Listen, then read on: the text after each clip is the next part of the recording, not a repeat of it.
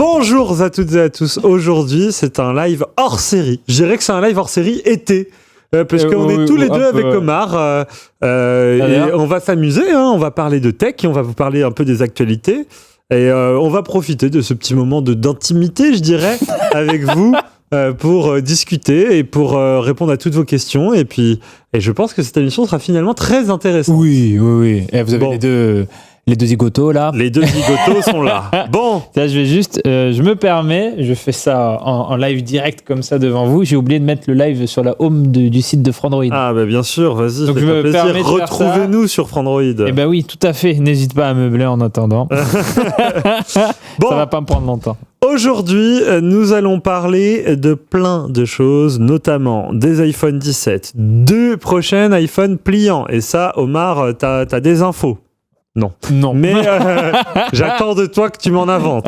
Le sujet... Mais on n'a pas des infos, mais on a un avis. On a un avis plutôt. Voilà. C'est plus ça, oui. Sujet sur One UI 8, la nouvelle interface des téléphones Samsung qui devrait arriver chez vous un jour. Nous avons un avis également. Et parce que tu l'as testé surtout. Oui. Vous allez voir, on va après se tester autour de photos sur l'IA, donc je trouve ça assez rigolo. Plan serré, ambiance tamisée, thème de l'émission. Ben ouais, exactement. Voilà, bien vu, et encore, on aurait pu chuchoter. Non, on ne fera pas d'ASMR aujourd'hui. Bon, Omar, comment vas-tu ? Est-ce que toi, tu as une reco cette semaine qui te traverse l'esprit ? Tout à fait. Ce dimanche, je suis allé au cinéma. Je vais très peu au cinéma, beaucoup trop peu par rapport à ce que j'aimerais. Je manque de culture cinéphile. Voilà, je trouve. Et en même temps, en fait, on dirait que ça va faire de la pub ou quoi, mais je suis avec Canal. Depuis que j'ai un abonnement Canal, ça va faire 2 ans et quelques maintenant. Comme les films arrivent quelques mois après la sortie en cinéma, ouais, j'attends. Et ouais, je suis moins. Ouais, il faut le voir au cinéma, machin et tout. Je sais qu'il y a des films qui se voient au cinéma. Donc je rate quelque chose sans doute, mais en vrai, par rapport au contenu, je l'ai à la télé relativement rapidement, je suis pas trop frustré. Mais bon, je suis allé au cinéma et je suis allé voir un film qui s'appelle Touch. J'espère qu'il est encore en diffusion parce que il n'y a pas l'air d'avoir énormément de... parler. Est-ce que c'est diffusé en dehors de Paris, ce genre de truc ? Ouais, j'ai vu en Val-de-Marne. Non, mais en dehors de Paris. Justement, mais quand je dis en dehors de Paris, c'est en dehors de Paris. C'est une bonne question. C'est une bonne question parce que là, je me suis forcément renseigné. C'était en Salut GC en région Île-de-France. Touch, du coup, c'est un film sur un Islandais qui a rencontré une japonaise dans un restaurant japonais à Londres quand il était jeune. Oui. Et la vie a fait qu'ils se sont quittés, perdus de vue, mais pendant genre supra longtemps, presque 50 ans, je crois, dans le film. Et lui, là, il est atteint en fait d'une maladie et le médecin lui dit, avec ce que vous avez, c'est souvent un moment où les personnes... en profitent pour remettre de l'ordre dans leur vie, régler des soucis personnels, tu vois, un peu pour partir un peu plus librement, l'esprit tranquille. Et il se dit, un véritable amour, un amour très très fort que j'ai eu à Londres il y a bien longtemps quand j'ai été étudiant, j'aimerais la retrouver. Et du coup, il part un peu en quête pour la retrouver et ça va l'emmener jusqu'au bout du monde, jusqu'au Japon. Et du coup, ça alterne entre le passé et le présent. La vie du gars, comment il noue cette relation avec cet amour-là. Je complètement oublié les noms des personnages par contre. Et en fait, c'est très touchant, c'est bien amené. Ça aborde aussi Touch, juste, ouais, exactement. Et ça aborde notamment, par exemple, ça parle aussi d'Hiroshima. L'héritage parce que tu vois, lui quand il a rencontré cette fille, c'est dans les années à peu près 60 et ils écoutent du Beatles à la radio, tu vois, et tout ça, et elle-même est du coup descendante de survivants d'Hiroshima et ça, c'est intéressant aussi un petit peu du coup comment ça aborde un peu cette thématique. C'est très touchant, ça aborde beaucoup de choses aussi, ne serait-ce que aussi la notion d'amour quand on est très jeune, de ce sentiment un peu doux amer de cet amour perdu. C'est assez triste, c'est touchant, c'est beau, c'est un beau film, on passe un bon moment. Est-ce qu'il y a un rapport avec les 80 ans d'Hiroshima là il y a moyen que, je pense que le timing en tout cas forcément c'était Hiroshima, c'était le 6 août 45 si je dis pas de bêtises, donc oui, sans doute qu'il y a eu timing un peu dessus, ouais. D'accord. Moi, ma reco de la semaine, Omar, si tu me la demandes. Oui, je te demande. Arnaud, quelle est ta reco de la semaine? C'est de manger des tomates pelées. Non,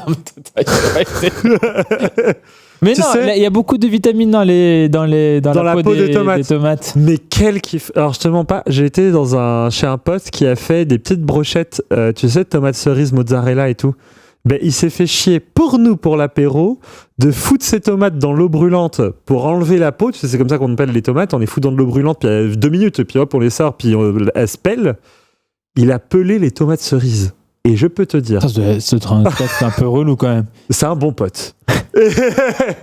Et t'en as oublié, là. ma reco de la semaine, c'est de manger des tomates cerises pelées avec des petites billes de mozzarella, avec une petite pointe de sel et oh là là, voilà. D'accord, très bien, ma foi. C'est très été d'ailleurs. Tomates cerises, c'est l'été, je crois. Très summer. Mais tu sais que d'aller au ciné, c'est très summer aussi. Par les chaleurs qui courent, on a envie. Qu'est-ce qu'il y a? J'ai quelqu'un qui m'apprend quelque chose de pas du tout agréable sur le réalisateur du film, apparemment. Non, il parle de Dracula avec Luc Besson. Ah, d'accord. Ok. J'étais en mode, parce que j'ai pas du tout le nom du réalisateur du film. Je crois que c'est un Islandais. Je le connais pas du tout. Non, c'est que ça parlait de Dracula. Alors, dans le chat, pour les gens qui nous rejoignent dans l'émission, on parlait de cinéma et donc quelqu'un a parlé de Dracula dans le chat, donc forcément on parle de Luc Besson. Donc ça rappelle les frasques. Le film s'appelle Touch et ça a touché Omar. Exactement. Et ouais, c'est vrai que là ça sent la fin de l'été cette émission. Tout à fait. Et oui. Il y a son père à la rédaction. Alors attention, l'été se termime très bientôt. Aussi. Il reste combien de vendredis avant la fin de l'été? 2. Du coup, la fin de l'été, c'est un drame, j'ai l'impression. C'est 21 septembre, la fin de l'été. Oui, non, mais l'été. J'ai l'impression que c'était hier qu'on a commencé à compter les vendredis. Mais et il en restait genre. Comptes les vendredis, personne fait ça. Ça passe très très vite. Et du coup, non, il y a très peu de personnes, et dans l'entreprise Humanoid, et dans la rédaction de Frandroid, on est très peu, vraiment peu. Bah, tu vois, globalement, c'est assez représentatif. Il y a vraiment pas beaucoup de gens. Donc, ouais, pas mal de. Il y en a, en plus, c'est pas tous les mêmes raisons. Il y en a, c'est purement vacances. Il y en a, c'est congé paternité. Ouais. Exactement. Donc, on a un nouvel enfant chez Frandroid. On fait travailler les enfants. On dort pas beaucoup. Le truc qui annonce un script qui n'existe pas. La fanfiction Arnaud et Omar. Bref, bon. Et si on commençait cette émission ensemble? Allez, pour parler de tech finalement. Il y a quelqu'un qui dit que ça va partir sur une émission de 4 heures comme on a fait avec la Switch 2. C'est totalement possible. Faut savoir qu'avec Omar, on fait que parler. Nous sommes 2 personnes qui, comme ça, hop, on est comme ça, on nous met tous les 2 dans un avion pendant 12 heures pour aller au CES et on parle pendant 12 heures. Bon, bref. Possible. Bon. Tout à fait. Eh bien, commençons. C'est parti, un petit générique unlock pour le plaisir.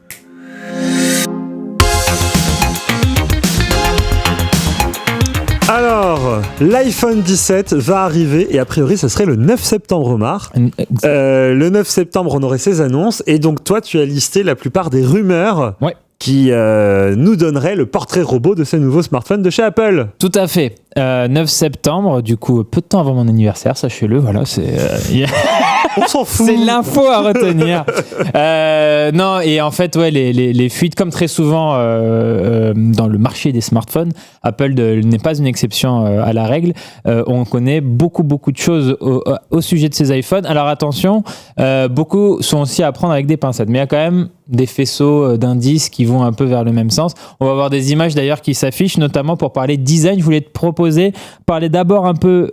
donc il y a 4 modèles qu'on attend. D'abord parler des iPhone 17, 17 Pro et 17 Pro Max. Ouais. Et du coup, j'en oublie un peu au milieu. On en parlera un tout petit peu après sur l'iPhone 17R. Exactement. Alors j'ai l'impression que ça monte beaucoup en sauce côté média, mais je suis pas sûr côté public. Enfin, justement, le chat nous dira si côté public, l'iPhone 17R, il est... Tiens, on n'a qu'à mettre un sondage. Voilà. Dites-nous. On fait un sondage là dans le chat et on va voir ce que vous en pensez. Du coup, l'iPhone 17, normalement, on devrait voir des images, mais l'iPhone 17, 17 Pro et 17 Pro Max, il y a ce leak, tout à fait, merci Vic en plus, il y a ce leak qui me fait beaucoup rire. On voit quelqu'un en train de tester a priori l'iPhone 17 Pro. et je trouve qu'on ne voit rien. Comment on a su que c'était l'iPhone 17 Pro, le petit machin? Parce que Mark Gurman a dit que ça semblait legit. En fait, c'est un utilisateur lambda, je crois à San Francisco, qui a dit, je crois que cette personne est en train de tester le prototype de l'iPhone 17 Pro. Et Mark Gurman, le tweet prend beaucoup d'ampleur, et Mark Gurman, journaliste émérite et très réputé pour les informations autour d'Apple,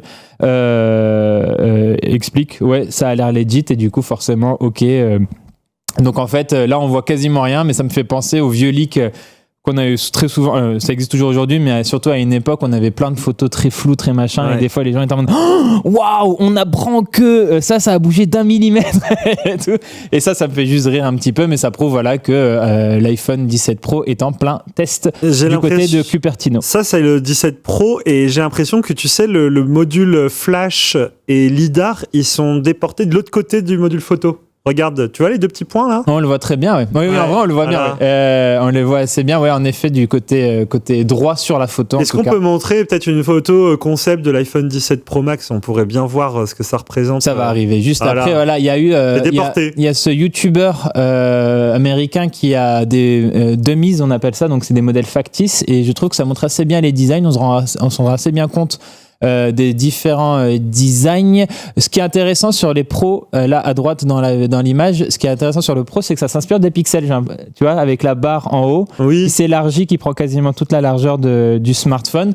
Côté là par contre sur le modèle de gauche, on voit qu'il n'y a pas trop de différence, donc c'est vraiment sur ce Pro Max où on a ce côté barre qui prend toute la largeur.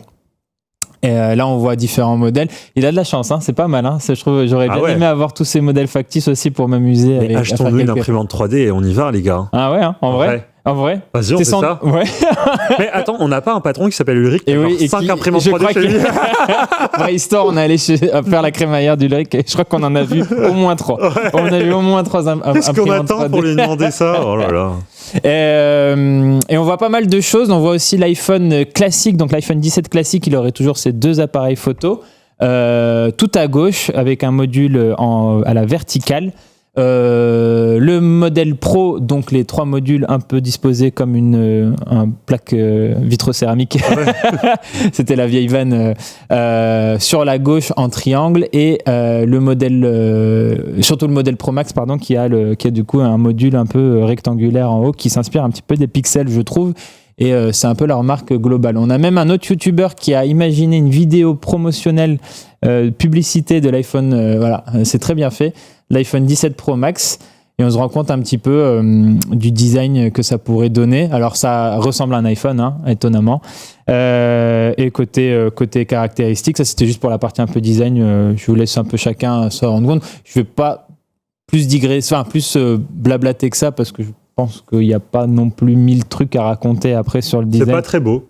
T'aimes pas trop, ouais? Ah, je sais pas, non? Ouais, je sais pas. Moi, c'est pas très gracieux. Après, c'est pas des images officielles, c'est une fausse publicité. Si c'est ça, j'aime pas trop. Ouais. C'est juste, je trouvais, ils se sont amusés quand même à faire des beaux trucs. Du coup, qu'est-ce qu'on aurait? On a un iPhone 17 avec un écran de 6,27 ou 6,3 pouces. Ce serait plus grand que l'année dernière parce que les bordures seraient affinées. L'année dernière, si je dis pas de bêtises, on était à 6,1 pouces. On aurait du 120 Hz, je vais y revenir un petit peu plus tard ça sur le 120 Hz, donc on aurait du 120 Hz sur tous les modèles, mais peut-être avec des différences entre les modèles Pro et pas Pro, quand même, malgré le 120 Hz. Faut bien qu'Apple trouve une raison de vous vendre le Pro. Exactement. Puce A19 ou A19 Pro, l'appareil modèle Pro ou pas Pro. Côté iPhone 17 Pro, on serait sur du pareil 6,3 pouces, entre 6,27 et 6,3 pouces. Ça change pas pour beaucoup, l'écran. Quoi. Non, c'est voilà. Le format restera les mêmes. Exactement. Et Pro Max, on est sur 6,9 pouces. Ça, ce serait comme l'année dernière. 12 Go de RAM, 5000 mAh a priori sur le Pro Max. Ça, ce serait la plus grosse batterie qu'on ait jamais vue sur un 17 de mémoire, un iPhone. Le 16 Pro Max était à 4600. Ouais, donc ce serait une belle, un beau. Et je suis sûr qu'il y en a chez vous là qui vous dites, attends, 4600, tu te rigoles. Samsung, etc. Honor, ils le font déjà 5000 depuis longtemps. Même plus maintenant. Et même plus. Mais chez Apple, c'est différent parce qu'ils maîtrisent très très bien leur software. Exactement. Et donc, c'est vrai qu'ils ont un software qui est moins énergivore. que chez les autres. C'est très difficile à... Donc 5 mAh, ça peut vraiment faire des miracles. Hein. C'est déjà, de base, tu as raison, c'est difficile de comparer, c'est pas forcément toujours pertinent de comparer la capacité et la gestion de la batterie Android versus iPhone. Ouais. Et en effet, Apple donc maîtrise très bien iOS. C'est un peu les champions de l'optimisation logicielle, peut-être ici et là pour la batterie. Surtout depuis quelques années. Oui. Parce qu'avant, iPhone, c'était quand même la vanne qui tenait pas du tout la journée. Ça, oui. On s'est éloigné de cette réputation et justement, maintenant, c'est plutôt des bonnes, voire très bonnes autonomies selon les modèles pour les iPhones. On peut se parler de quoi du téléobjectif 48 mégapixels des modèles Pro. Enfin. Mais enfin, Omar, j'en en pouvais plus. Ouais. Mais tu sais que ça fait genre 3 ans qu'on compare les smartphones à l'aveugle, tu sais, en photo sur YouTube. C'est vrai que sur les zooms, 3 ans hyper frustrant, que Apple est dans le fond du classement. Ouais. Mais vraiment, il est au fond de la classe. En mode, c'est les mauvais élèves de la photo sur smartphone. Enfin, c'est un truc de fou. Et ça, c'est surtout dû à leur manque de polyvalence. Donc, enfin, un téléobjectif avec une bonne résolution, ça peut être intéressant. On l'avait même vu... parce que du coup le niveau de grossissement sur les iPhone 16 Pro, on était en optique à combien ? x5. Ouais. Donc on resterait sur du x5 en fait. Là, il n'y a pas d'évolution. Ouais, je pense. Mais avec un meilleur rendu, meilleur capteur, on pourra faire un crop numérique. Et donc je suis sûr qu'ils vont te dire que ce sera du x10. Qualité optique x10, voilà. Très certainement. Très certainement, ils vont nous dire ça. Donc ça va être intéressant à observer. Du coup, pour l'iPhone 17 Pro Max en tout cas, et je crois que c'est un poil moins sûr pour l'iPhone 17 Pro, on a tout ce qui est chambre à vapeur aussi pour la dissipation de chaleur améliorée. On aurait même au niveau du choix des matériaux pour les finitions, des finitions avec un matériau qui dissipe mieux la chaleur. Côté quoi, de l'acier je crois que c'est de l'acier tout simplement. Style, c'est acier. Ouais, je sens qu'Apple va nous refaire une Titan marketing vibes. Je me souviens quand ils ont sorti le Titan que c'était vraiment un truc de fou, comme ils ont réussi à foutre dans la tête des gens que c'était une nouveauté innovante. J'ai connu des gens qui ont acheté l'iPhone 15 en se disant parce que c'est du Titan. Ouais. Alors qu'en fait c'était surtout que c'était plus léger quoi. Et à peine parce que tu te souviens de la couche de titane qu'ils avaient foutue sur le smartphone, c'était le. Et d'ailleurs c'est les égratignures, c'est à cause de ça aussi. Il y avait plein de gens qui se plaignaient des égratignures dues au titane, etc. Et oui, je pense pas que c'est. Enfin, je pense qu'en termes de légèreté, si quand même il y avait un argument, c'est un peu très plus peu, léger. On avait remarqué. Mais c'est, oui, je pense pas que ce soit forcément ceux qui a retenu l'attention. Par contre, les concurrents.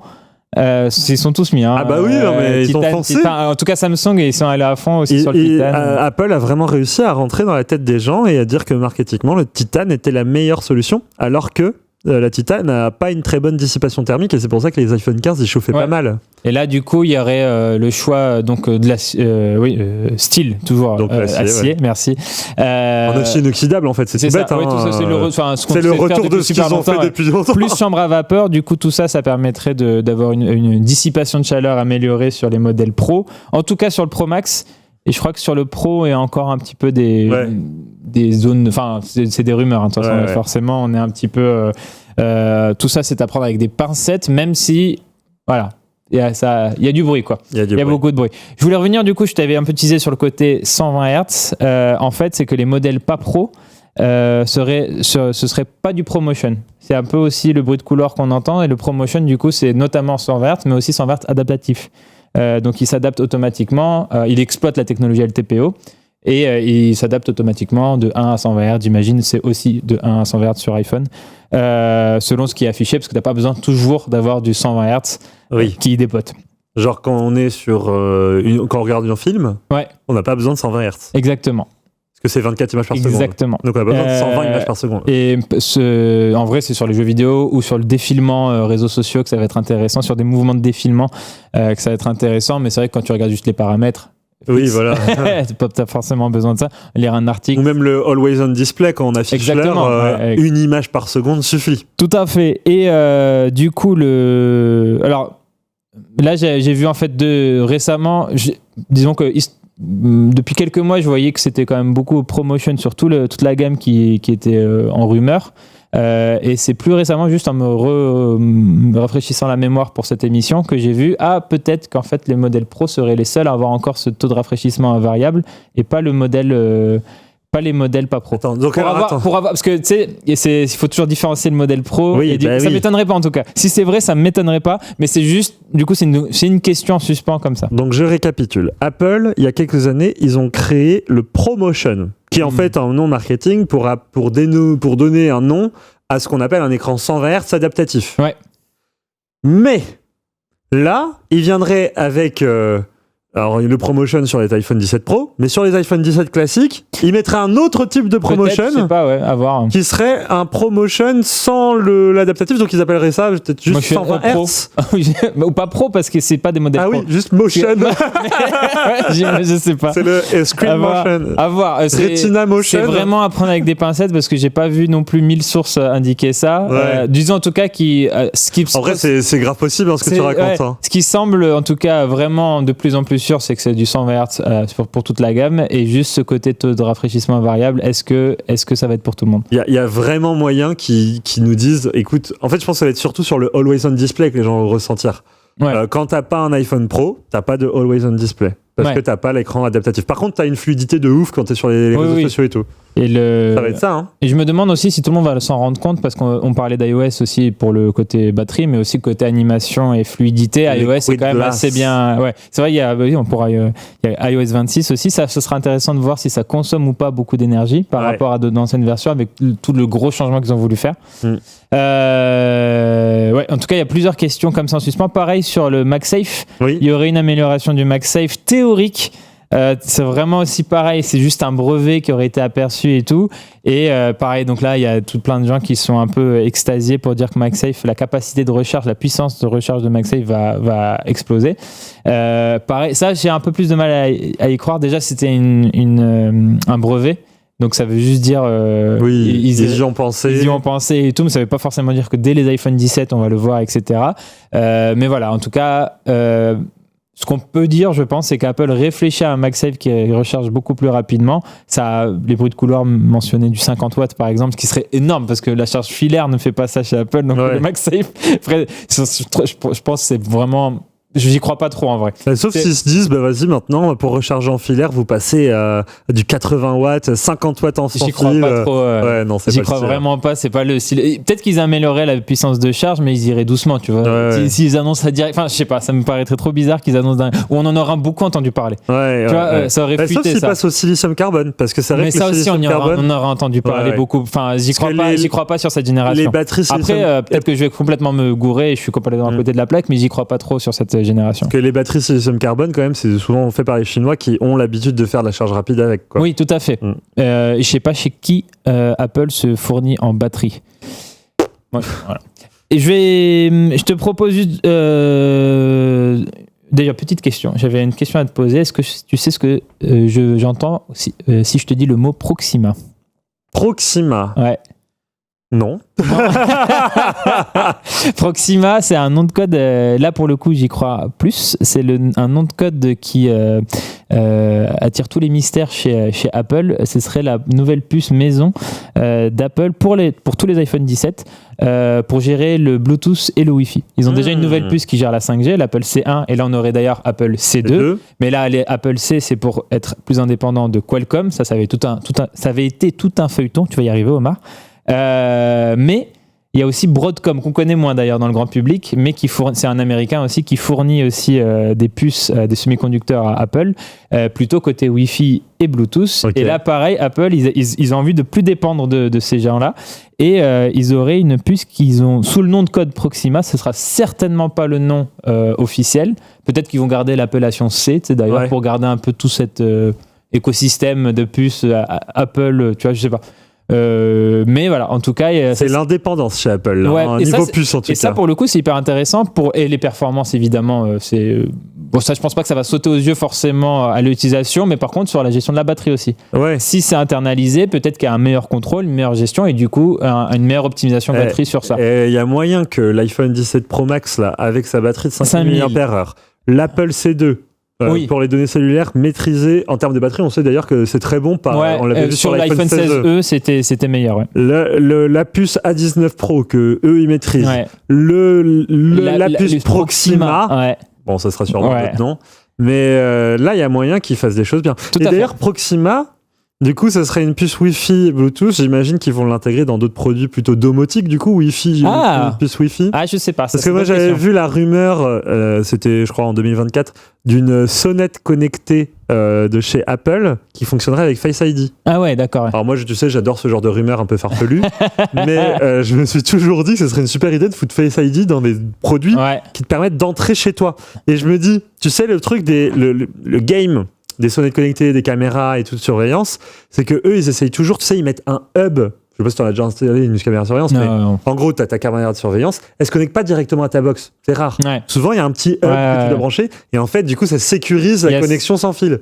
Et si Apple avec leur puce Proxima, ils lançaient leur puce Proxima dans des HomePod, un HomePod avec un écran. Et que... Arnaud, il a... Ça y est, je fais un business model, moi. Et que demain, il lance des systèmes de surveillance, des systèmes de sonnettes, de portes d'entrée, je sais pas quoi. Et que du coup, tout ça est interconnecté via des puces maison et donc totalement chiffré, tout ça. Bah, pour moi, ça va totalement dans le discours d'Apple, le côté sécurité, machin. Et tu sais, limite, ça servirait point d'accès Wi-Fi et tout ça. Enfin, la totale. Moi, j'y crois. Voilà, je viens de t'inventer. Ce serait une énorme strat en vrai à développer, mais intéressant. Mais ils ont déjà un peu entrouvert la porte de la domotique. Le HomePod, c'est pas un produit qui est super suivi en vrai, et il y a des gros problèmes avec Siri. Mais imaginons que demain ils arrivent vraiment à vendre Siri comme ils nous l'imaginent et qu'ils arrivent à le foutre dans les HomePod et que tu sais, il y a cette rumeur du HomePod avec un écran et tout. Il y a un monde où Proxima, la petite puce, elle a son rôle à jouer pour rendre tout ça cohérent. Ok, ouais. Peut-être d'abord travailler sur l'intelligence artificielle avant de...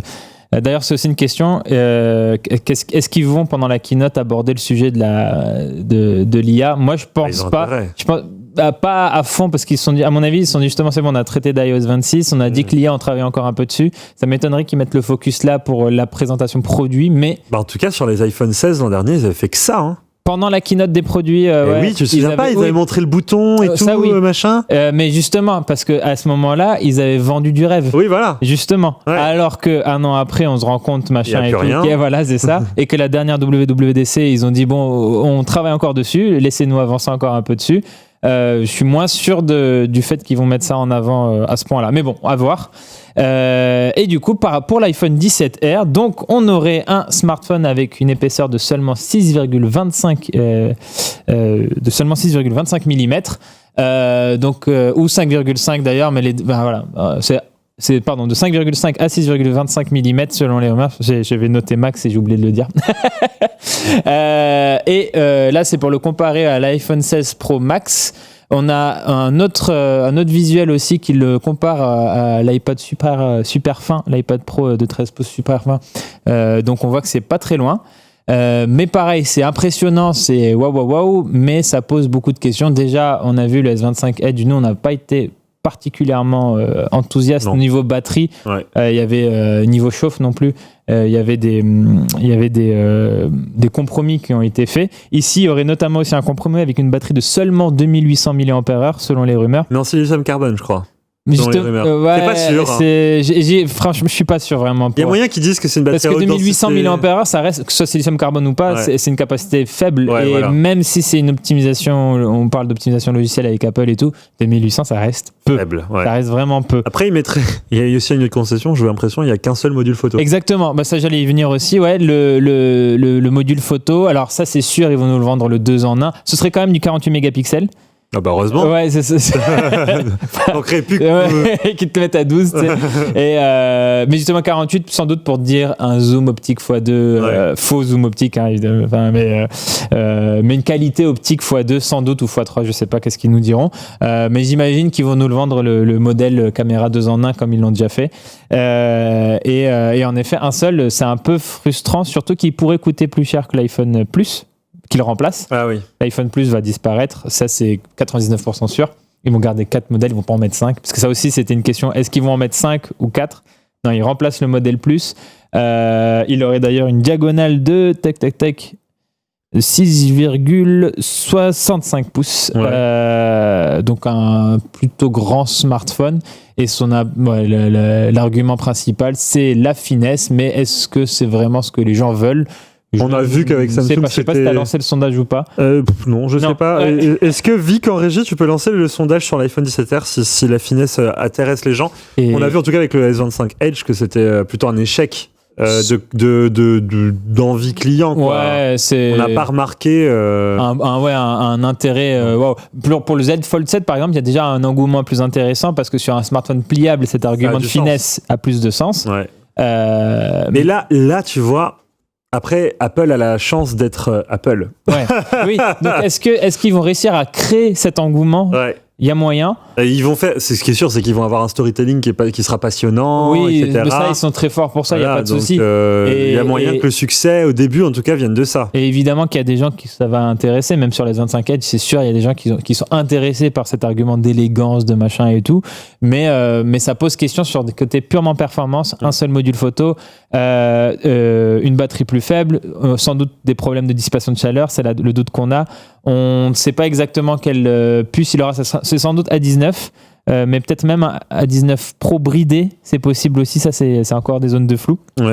Est-ce qu'on a une idée des prix ? Et les prix, il faut s'attendre à une augmentation des prix, mais je ne sais plus de quel ordre. Peut-être que le chat peut m'aider, mais il faut s'attendre à une hausse de prix. Donc sans doute, est-ce que c'est une hausse de prix qui se traduira par 100 € de plus, 50 € de plus, à voir. Mais tout va augmenter de prix, quoi. A priori, il faut s'attendre à une augmentation de prix. Et d'ailleurs, intéressant aussi, l'iPhone 17 Pro n'aurait pas de version de 128 Go. Donc de base on sera à 256, donc base on serait plus cher, mais en même temps la version 128 nous font une Samsung. Samsung nous a pas mal fait ça ces derniers temps pour augmenter les prix des smartphones, mais dire non mais capacité est augmentée. Et sauf que pour eux, je pense que oui, je pense qu'on surpaye beaucoup quand on monte en capacité de stockage.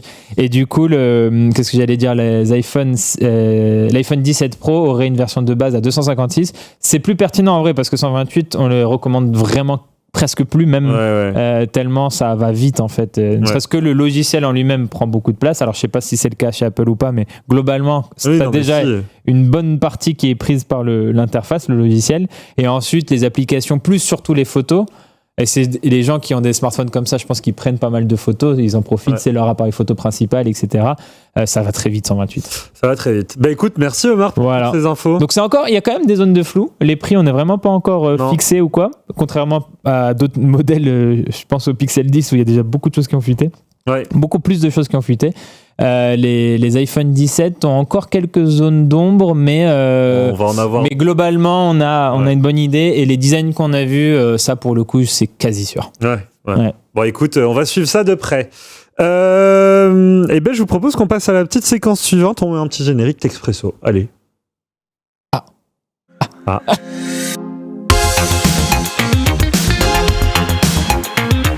D'ailleurs, je vois le résultat du sondage. Non, la finesse n'est pas un argument pour les gens dans le chat à 70%. Voilà. Exactement. Et DFSH 3000 qui nous dit de $50, donc $50 aux États-Unis en augmentation de prix. Est-ce que oui. Sur quoi ça débouche, quoi. Comment ils vont le traduire en euros, quoi, surtout. On verra. À voir. Omar, ça fait des années qu'on a des smartphones pliants côté Android, mais là, Apple se bougerait les fesses. En tout cas, c'est les rumeurs qui montent et qui diraient c'est peut-être pour l'an prochain. Alors, j'ai l'impression que ça fait 5 ans qu'on nous dit c'est pour l'an prochain. C'est pour l'an prochain, mais là, ça serait vraiment pour l'an prochain. Quels sont les premiers... Déjà, quelles sont les infos que tu as sur l'iPhone pliant ou le produit pliant de chez Apple ? Et déjà, il paraît qu'ils auraient travaillé sur une charnière. Ça, c'est une des infos il y a quelques mois qui était sortie, mais qui venait de Reuters ou Bloomberg. Enfin, du sérieux, quoi. Pas juste un tweet balancé par tu sais pas forcément qui. Donc des sources de l'industrie qui disaient qu'ils bossaient sur un type de charnière particulière pour justement vraiment effacer le pli, qu'on n'ait pas une première génération un peu sacrifiée avec un gros pli. Ça, Apple, alors qu'ils assument le retard sur le marché, c'est ok. Mais s'ils arrivent avec un smartphone qui a une grosse pliure, tu sais, on parle design, on parle machin, ça passerait pas, quoi. Ça passerait tellement pas. Du coup, ça déjà, c'est un point intéressant. Et surtout, ça prouve... si on a déjà des sources d'industrie qui commencent à parler de ça, ça prouve aussi que le côté année prochaine devient un peu plus concret. Il me semble que même Ming-Chi Kuo, qui est un analyste aussi, lui aussi, on a cité Mark Gurman, mais Ming-Chi Kuo est également très connu pour les infos Apple. Lui aussi a corroboré cette hypothèse de la sortie en 2026 pour un modèle pliant. Et on dit modèle pliant parce que ça aussi c'est un truc un petit peu une des questions qui anime ce débat, c'est est-ce qu'ils vont faire un iPhone pliant, et du coup auquel cas je pense qu'ils partiraient sur un modèle clapé peut-être, plutôt flip du coup, je pense, mais je sais pas, c'est un feeling, hein.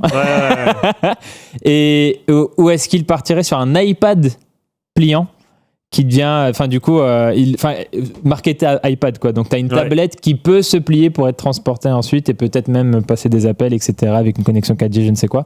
Un iPad iPhone. Et donc ça, ce serait intéressant de voir est-ce qu'il serait pas déconnant non plus, parce que la marque iPad est très très forte chez Apple. J'ai encore vu récemment qu'ils ont... Ils avaient genre 33% des parts de marché sur les tablettes. Samsung qui est deuxième, ils sont à 12%. Donc pour donner une belle part de marché. Ouais, ils écrasent la concurrence en termes de parts de marché sur les tablettes. Et du coup, ce serait pas déconnant non plus qu'ils misent pour avoir cette innovation technologique, qu'ils misent sur une gamme qui est très forte chez Apple, les iPads. Surtout qu'on sait faire des écrans grands pliants. Il y a des PC pliants aujourd'hui avec des écrans pliants. Asus, il me semble. Chez Asus, il y a ça. Il y a Huawei qui a pas un prototype, un vrai produit qui se plie aussi. Lenovo aussi, ils ont fait un ordi avec un écran pliant. Ça serait pas bête de faire un iPad pliant, parce que c'est vrai que leur 13 pouces actuel, il est grand. Donc, c'est une grosse tablette et il est très fin et ça fait un peu peur. Du coup, en termes de format plié, on a évoqué un petit peu le Z Fold 7, mais ce serait cet argument finesse est pertinent, quoi. On aurait le côté quand il est plié, il est pas trop épais, et quand il est déplié, il ne fait que 5,1 mm pour la tablette. Donc ce serait. Et l'iPhone, toi, tu y crois pas du coup? L'iPhone en mode fold. Ouais, je sais pas. Moins, ou en tout cas pas dès 2026, je pense. Je pense que plutôt on serait pour pas perturber trop non plus le public iPhone, je pense que si jamais il y a un pliant iPhone qui sort l'année prochaine, on serait plutôt sur du clapé. En mode flip, ça serait pour remplacer le modèle R presque, qui aura floppé. Oui, en tout cas pour le côté, je pense qu'ils auraient un storytelling intéressant à raconter sur le côté tu l'emportes avec toi, sans doute qu'ils auraient tout plein de choses, parce qu'en plus, encore une fois, ils ont vraiment l'énorme maîtrise de leur logiciel, et du coup tout ce qui est pour l'écran externe, si jamais ils en font un, il y aurait tout un tas de trucs autour de ça. Moi je mise plutôt sur un format clapé si on parle d'iPhone, et sur un marketing iPad si on parle Fold, en gros. Ce sera un peu ça, mais en tout cas j'y crois de plus en plus à cette piste 2026, sans non plus tu faisais bien de le rappeler, ça fait quand même très longtemps qu'on dit que c'est pour bientôt, donc je suis pas non plus à me dire c'est sûr, tu vois, à monter la tête, mais j'y crois de plus en plus quand même. Qu'est-ce que tu penses que Apple aurait à apporter au format pliant par rapport aux autres? Parce qu'ils peuvent pas venir. Apple peut pas arriver sur le pliant sans venir avec ses nouveautés à lui, tu vois. Tu penses qu'ils iraient où, toi? Déjà, c'est pour ça que sur le Fold, j'ai du mal à voir exactement le storytelling qu'ils voudraient faire autour de ça. Sachant que Samsung, ils ont déjà bien poncé le sujet. C'est ça. Donc en termes de productivité, est-ce que vraiment, corrige-moi si je me trompe, le chat aussi. J'ai l'impression que sur iPhone, tout cet argument de productivité, travailler sur votre iPhone, c'est pas tant ça. Alors que iPad, c'est ça. Travailler sur votre iPad, ça remplace votre ordinateur, etc. Ça irait dans le bon sens. En cohérence de gamme de ce que tu racontes sur ta gamme, je trouve que ce serait plus cohérent d'avoir l'iPad et après tu peux le plier pour en faire un truc plus d'appoint, etc. Alors que côté iPhone, j'ai du mal à voir exactement, si ce n'est du coup on a travaillé des trucs sur le format plié, vous pouvez faire ci, ça et tout, et on a travaillé tout un tas d'expériences logicielles autour de ça, mais en mode un peu glanceable, tu sais, genre tu peux jeter un coup d'œil sur ton écran externe, mais on a prévu tout un tas de trucs très iOS, très... ils vont Fold OS, je sais pas comment ils l'appelleraient, mais c'est sûr qu'ils vont le renommer, l'OS. Ah, tu crois, ouais. Bah, je sais pas, j'imagine bien faire un OS spécifique, tu vois. C'est une bonne question aussi, ouais. Mais on est beaucoup sur. En fait, j'ai l'impression que ce qui est de plus en plus certain, c'est qu'Apple, ils y pensent. Peut-être que ça serait rentré dans la stratégie. Je parle des OS, ça serait dans la stratégie Liquid Glass. Tu sais, le truc qui. Le côté liquide, ça va la partout. Refonte cette année, le produit qui mettrait encore plus en avant cette refonte graphique l'année prochaine ou encore un peu plus tard.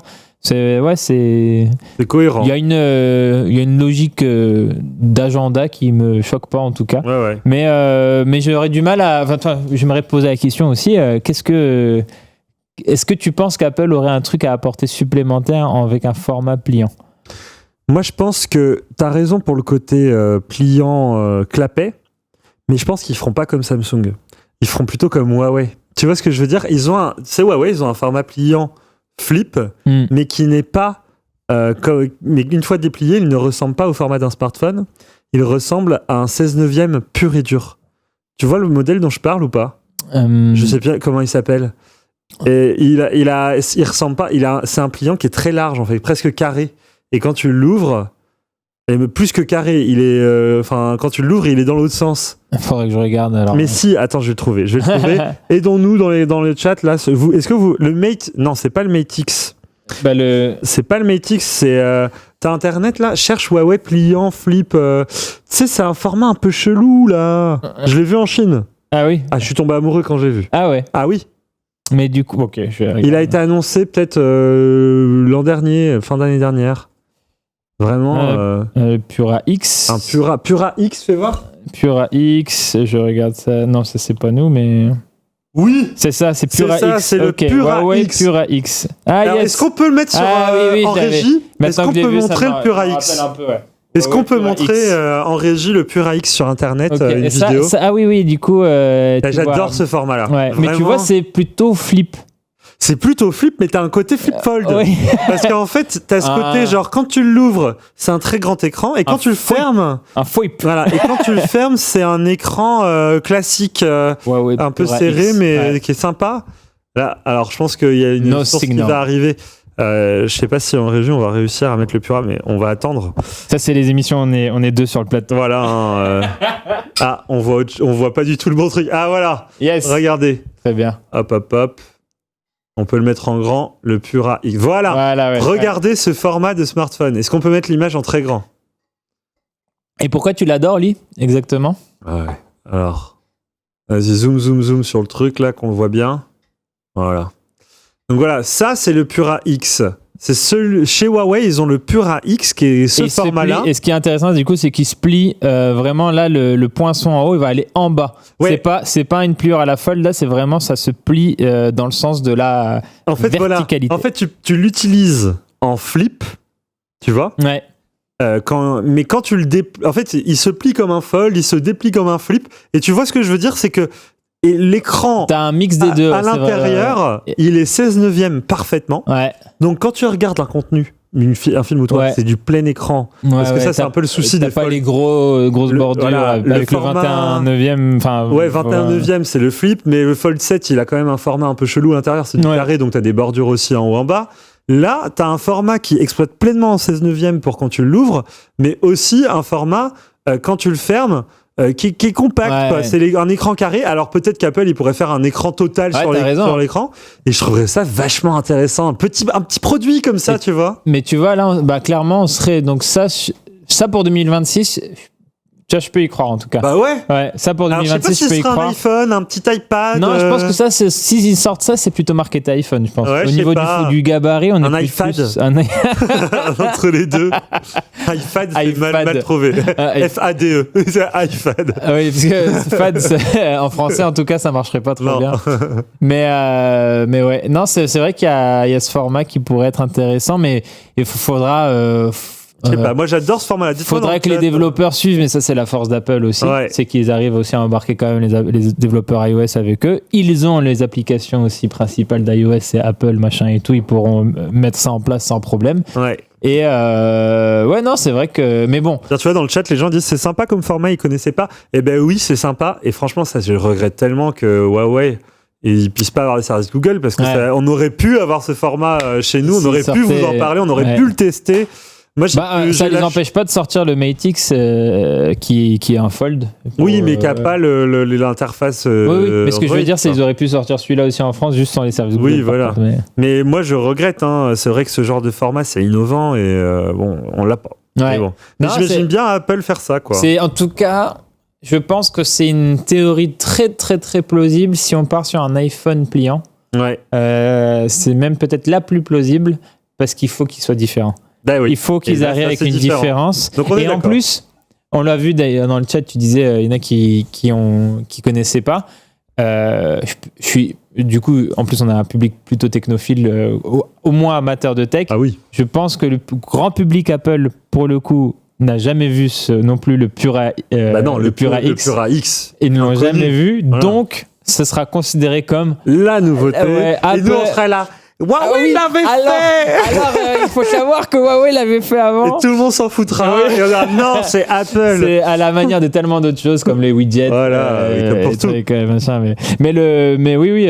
Enfin, en tout cas, je pense que ils y arriveraient facilement. Alors que tu vois, Samsung, je pense que même auprès du grand public qui suit pas la tech, ils ont vu que Samsung il misait à fond, même s'il y a d'autres marques et tout. Ouais. Samsung a quand même réussi à cristalliser un peu l'attention, à attirer vraiment l'attention de beaucoup de gens, puisqu'en plus ils misent beaucoup sur des influenceurs lifestyle, fashion, etc. Donc je pense que ça touche à un public assez large au-delà de la tech, avec des campagnes publicitaires, on les voit partout aussi chez les opérateurs, etc. et tout. Oui.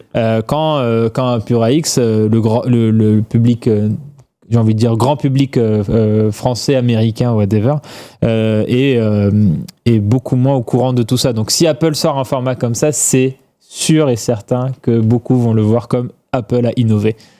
Apple a bouleversé le marché. Et ce sera vrai en vrai, hein, parce que si Apple sort ça, tu peux être sûr que plein de marques derrière, plus grand public aussi, sortiront le même format. Oui. Sûr et certain. Sûr. Mais bon, moi j'espère. Et est-ce que tu penses qu'un jour, certainement pas l'année prochaine, parce qu'on parle de trifold chez certaines marques, est-ce qu'Apple pourrait faire aussi un trifold aussi ? Je sais pas, parce que tu vois, c'est le premier truc que je me suis dit. Je me suis dit, ils attaqueraient direct. Huawei, ils ont sorti un trifold en Chine. Personne l'a vu chez nous, aux États-Unis. On l'a vu en Chine, voilà, on l'a vu des TikTok, mais c'est tout.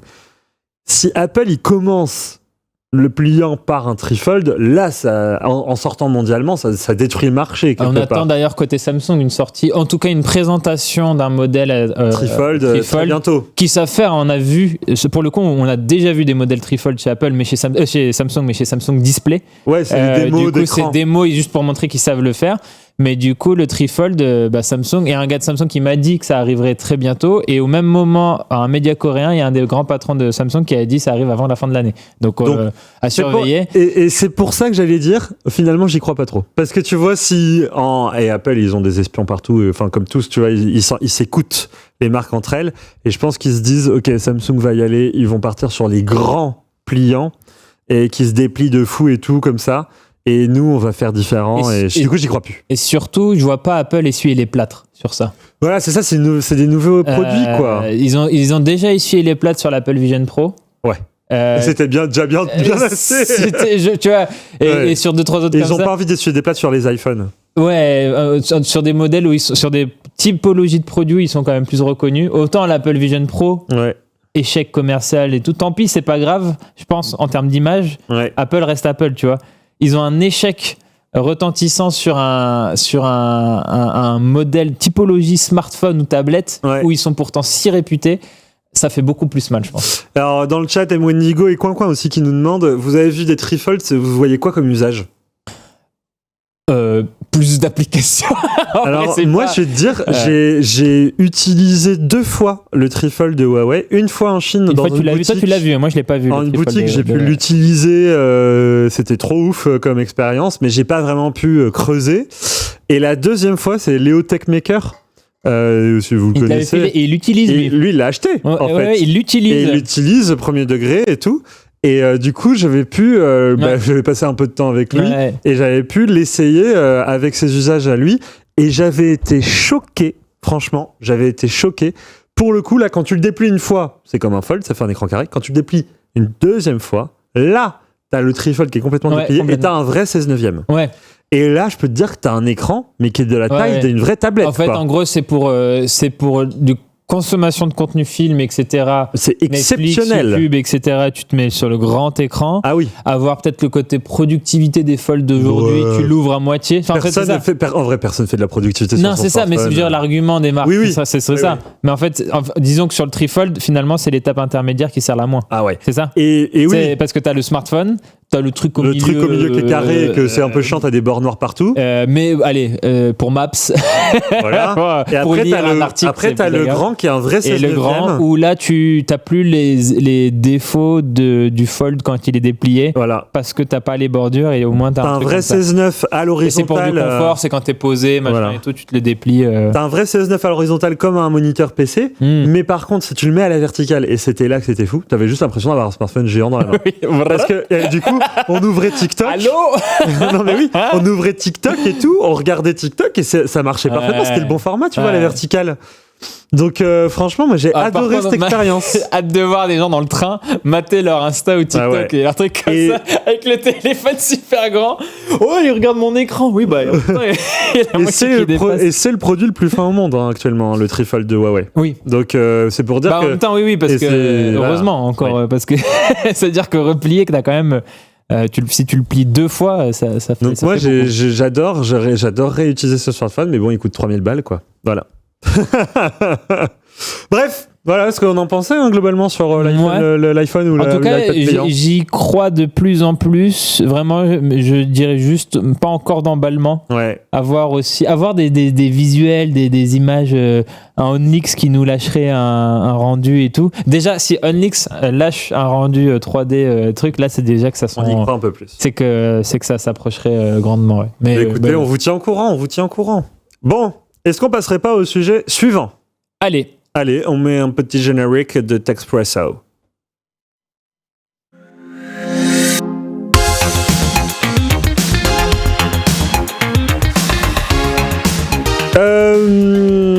Omar ? Oui. Ça fait... Qu'est-ce qui t'arrive ? J'essaie de redresser ma gourde avec les pieds. Comme ça, J'essaie de redresser ma... Ah, c'est bon. Ça va ? Ouais, c'est bon. Je manipule ma gourde d'eau avec mes pieds. Ah, d'accord. C'est ma reco de la semaine.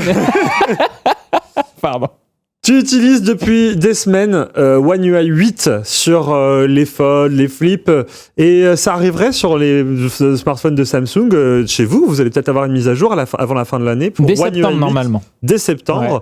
Qu'est-ce que tu en as pensé ? C'est quoi les résultats de tes tests sur cette nouvelle interface de Samsung ? Eh bien, ça tourne très bien déjà. Ça tourne très très bien, c'est toujours très agréable. Mais surtout, si vous avez One UI 7, et c'est là où pour le coup, tout le monde n'a pas forcément One UI 7, même si ça s'est quand même un peu plus répandu dernièrement. Si vous avez One UI 7, vous allez voir que One UI 8 est vraiment très ressemblant. Il y a quand même des petites évolutions. En fait, c'est du petit feeling ici et là. Qui va beaucoup passer par les animations. Et je voulais juste montrer... j'ai plus le retour. Ah si. Et je voulais juste montrer une vidéo faite par un média coréen où on voit un peu les animations. Donc c'est un short. On voit les animations un petit peu. Il y a le côté bouncy. Rebondissant un petit peu et tout, qui est un peu plus marqué sur One UI 8, on va dire, que sur les précédentes versions. Ça reste très One UI 7 dans l'interface, dans les personnalisations, et on va revenir aussi un petit peu sur tout ce qu'on peut faire avec One UI. J'adore là ce que je vois. Ouais, il y a un petit, c'est satisfaisant. C'est satisfaisant, exactement. C'est le mot, je dirais, c'est satisfaisant. Il y a ce côté un peu ça rebondit. Et on est un peu sur ce genre d'animation améliorée, optimisée. Après, surtout, ce qu'il faut savoir, c'est que One UI 8, si vous avez eu des soucis de batterie, toi c'est ton cas avec One UI 7, etc. Ça va mieux. Mais j'ai bon espoir que ça aille encore mieux avec One UI 8, qui est vraiment donc mieux stabilisé, mieux optimisé, etc. Mais par contre, qui n'est disponible en version stable que sur Fold 7, Flip 7 et Flip 7 FE. Ouais. Et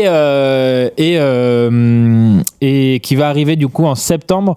Donc sur les, on a à peu près les modèles en tête, hein, mais évidemment il y aura les Galaxy S25, évidemment il y aura les Galaxy S24, sans doute dans la foulée les Galaxy A les plus du plus récent au moins récent dans la liste des smartphones éligibles. Je les ai pas tous en tête, malheureusement, j'en suis désolé, puisqu'il y en a beaucoup quand même chez le Samsung des smartphones, et en plus les mises à jour c'est 7 ans maintenant, donc enfin bref, va falloir s'en rappeler longtemps maintenant des modèles compatibles, mais voilà, One UI 8 c'est amélioration de la stabilité en coulisses, ça se ressent en vrai à l'usage en côté fluide. J'ai vraiment pas eu de problème de lag ou des trucs comme ça que j'ai un petit peu sur le S24 Ultra avec One UI 7. Ah ok.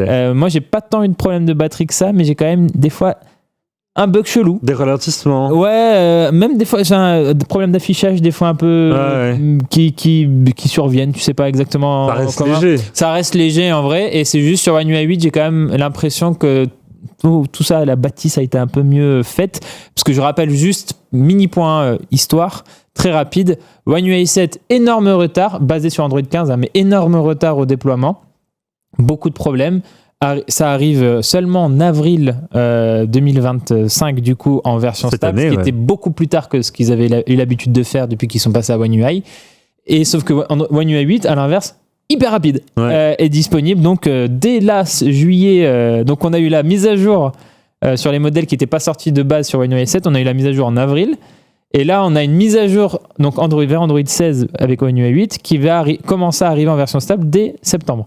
Donc en fait ils nous font oublier One UI 7. Un S24 Ultra du coup va être mis à jour, va avoir 2 versions majeures d'Android dans la même année.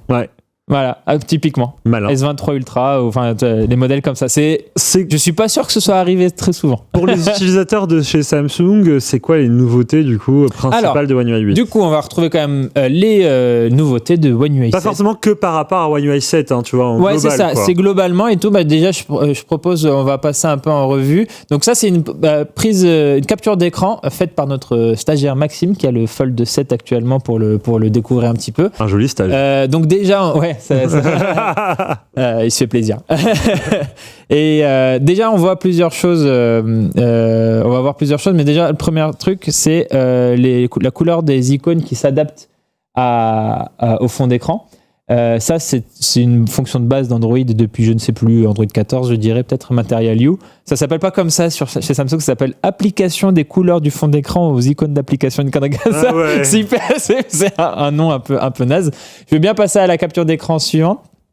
On voit un petit peu, là, on voit la pilule en bas qui permet d'accéder rapidement à une tâche qui tourne en fond. Là d'ailleurs on a un Now Brief, il me semble. J'ai une autre capture d'écran un peu plus tard. C'est bien, c'est un Now Brief, moi j'ai pas sur mon S24. C'est améliorable encore. La pertinence n'est pas. Je l'ai utilisé pendant le test, mais en vrai. Mais t'aimais bien ce que tu voyais dessus ou pas ? Non, enfin, ça m'était pas. C'était la météo le matin. Je m'étais fait une note, ça m'avait rappelé la note, etc. Ou un rendez-vous, je sais plus. Mais j'en ai pas besoin plus que ça. Mais après, voilà, dans mes usages, ça s'est pas bien intégré. Pour l'instant, je sais pas encore. En plus, ils disent c'est IA, etc. Attends, oui, c'est un peu intelligent. C'est pas non plus. Galaxy AI. Est-ce quand il avait présenté, c'était dans le volet Galaxy AI. Oui, bon, ça va quoi. Bon. Ça te rappelle tes réveils quoi. Ouais, mais par contre, c'est pratique, c'est en bas. Alors que chez Dynamic Island, chez Apple, c'est en haut. Et en plus, pour peu que c'est bien fait, tu vois plus le poinçon et tu mets ton doigt sur les capteurs le capteur photo à l'avant. Alors que là, en bas, c'est un peu plus accessible, c'est peut-être un peu plus malin. C'est pratique, par contre, t'as cette pilule pour la lecture de musique. Quand je sais pas si t'as ça. Moi, je fais beaucoup ça. Je me lance une vidéo en arrière-plan, YouTube. Ah oui, je paye pas YouTube, moi. Ouais, oui, moi j'ai du coup YouTube Premium, et du coup, parce que c'est une fonction Premium, je crois. Ouais. Et du coup, grâce à ça, tu peux après, t'as le truc en bas, c'est rapide, tu vois, c'est sympa. Ouais. Du coup, si on continue de passer à celle d'après, ça c'était juste pour montrer que c'était du coup sur le Fold. Non, par contre, c'est horrible ces icônes en marron là. Ouais, du coup, c'est que c'est adapté aux couleurs. Et bon, il faut. Tout le monde n'apprécie pas, en effet. Tout le monde n'apprécie pas. Moi, ça, je mets les couleurs. Par contre, ça, c'est un petit peu ce qu'on peut faire aussi en termes d'effets pour l'écran verrouillé. Il y a de la personnalisation. Ils mettent de la personnalisation en avant. C'était pour montrer un peu le style de ce qu'on peut faire. Ça, c'est une capture d'écran que j'ai fait tout à l'heure d'ailleurs. Et globalement, chez Samsung, moi j'adore la personnalisation. Il y a ça aussi, personnalisation par IA de ton fond d'écran. Donc tu peux choisir un peu la thématique générale. Et tu vas voir qu'après, il me propose une sorte de prompt où je peux changer que quelques mots. Hein. Et là, j'ai mis un glacier. Allez hop, c'est parti. Et il va me proposer plusieurs images. Et rien d'autre du style avant-gardiste. Waouh. Ouais, voilà. Tu as impressionniste, tu as abstrait, des choses comme ça. Ouais, et tu peux mettre ça en fond d'écran, des choses comme ça et tout. C'est joli de ouf. Je suis pas fan de chaque création. Mais celle-là, voilà. je l'aime bien. Et ça a donné ça. Au moins, t'es sûr d'avoir un truc qui n'appartient qu'à toi. Vous remarquez comment Snapchat n'en a rien à faire de s'adapter aux couleurs du fond d'écran. J'avoue, Snapchat n'en a rien à faire, vraiment. Ouais, il reste jaune. Ah, ça pète aux yeux. On a, pour la capture d'écran suivante, toujours sur la personnalisation, parce que je dirais que c'est vraiment ce qui est important. Ça sera pareil sur One UI 8. Hein. Je précise que c'est une capture d'écran One UI 7. La séparation volet raccourci, paramètres rapides, Bluetooth, Wi-Fi, luminosité, etc. Des notifications. Pas de panique. D'accord. Si vous n'aimez pas, ça, c'est à l'iPhone. Hein. Ouais. Donc, on glisse le doigt du haut vers le bas à droite, ça affiche les notifications. Bah, tu choisis lequel côté en fait. Non, je crois même pas. Je suis pas sûr quand tu puisses choisir, mais en tout cas, un côté, c'est notifications. Tu peux changer. Tu peux changer, ok. Ouais. Et de l'autre côté, c'est paramètres rapides. Ouais. Capture d'écran suivante. Et là, c'est pour si on n'aime pas du tout cette présentation à l'iPhone et que plusieurs marques maintenant adoptent. On a cette option qui permet de repasser au modèle d'avant. Ah ouais, trop bien. Donc d'unifier. Moi, je préfère avoir tout. Ah ouais, moi maintenant j'aime bien. Ah ouais, moi ça, je sais pas. J'aime bien parce que tu sais quand t'as toutes tes notifs, et ben je trouve que quand t'as que les notifs, au moins tu les lis bien. Ah, je vois ce que tu veux dire. Alors que dès que je veux régler mes paramètres, hop, petit coup de doigt et puis j'ai tout quoi. Moi j'aime bien avoir le geste unique. J'ai la flemme de me rater, de trucs et tout. Il y a ça. Mais bon, de toute façon, ce que je dis toujours, c'est bien d'avoir le choix. Oui. S'ils avaient forcé un truc, ça aurait été relou. Oui. Là, c'est toujours la personnalisation. Ce que j'ai bien aimé aussi, c'est un peu plus fluide, facile pour réagencer les paramètres rapides. Ah, chaque module et peut être déplacé. Par exemple, moi, ce que j'aime beaucoup, c'est mettre la luminosité en bas, tout en bas. Pour le doigt. Ouais, c'est beaucoup plus pratique et tout. Ouais. Donc, tu mets ça tout en bas et t'as juste à déplacer là. Donc, c'est une rubrique que tu vas déplacer, mais c'est quand même pas mal agençable. C'est une bonne chose aussi. Et ça montre aussi tout ce côté un petit peu personnalisation assez acérée côté One UI qui, je pense, pouvait manquer un peu encore côté Samsung. Ok. On passe à la suite. Ça, c'est un truc que j'aime bien aussi. Samsung, ils avaient une organisation un peu chelou de leur tiroir d'application. Là, tu peux choisir ordre alphabétique ou ordre intelligent. Des fois aussi, il le classe un peu lui-même. Oh. Mais c'est surtout l'ordre alphabétique, moi, que j'aime bien, qui n'était pas disponible. T'aimes bien l'ordre alphabétique ? Ouais, c'est plus pratique pour moi. Ah ouais ? Et par contre, ça change l'ordre de défilement aussi, parce que selon ce que tu choisis, il y en a un, il me semble que c'est vraiment comme ça en vertical, et l'autre, c'est à rester en horizontal. Ah oui, d'accord. Et moi, en fait, l'ordre alphabétique, du coup, il est en vertical, et je préfère. Je préfère le... On n'est pas pareil, Arnaud, on n'est pas pareil. Ah bah ça alors Ah ouais, non mais moi j'avoue que j'aime bien les panneaux. Parce que tu vois, le premier panneau, j'ai mis mes applications principales et c'est tout. Je l'ai là, j'ai trié ordre personnalisé ou ordre alphabétique. Et si tu mets ordre personnalisé, tu vois, ça met en panneau. Style à chercher l'application en écrivant son nom ? Ouais. Ah ouais. J'ai ça, ou d'aller direct dans la zone de la bonne lettre, tu vois. Je préfère ça, moi. D'accord. Je suis plus comme ça. Voilà. T'en dis long. Team full dossier dans le centre application, nous dit Gold. Et moi aussi, voilà. Je fais plein de dossiers. Ah ouais, vacances, transport, ok, je vois. Business.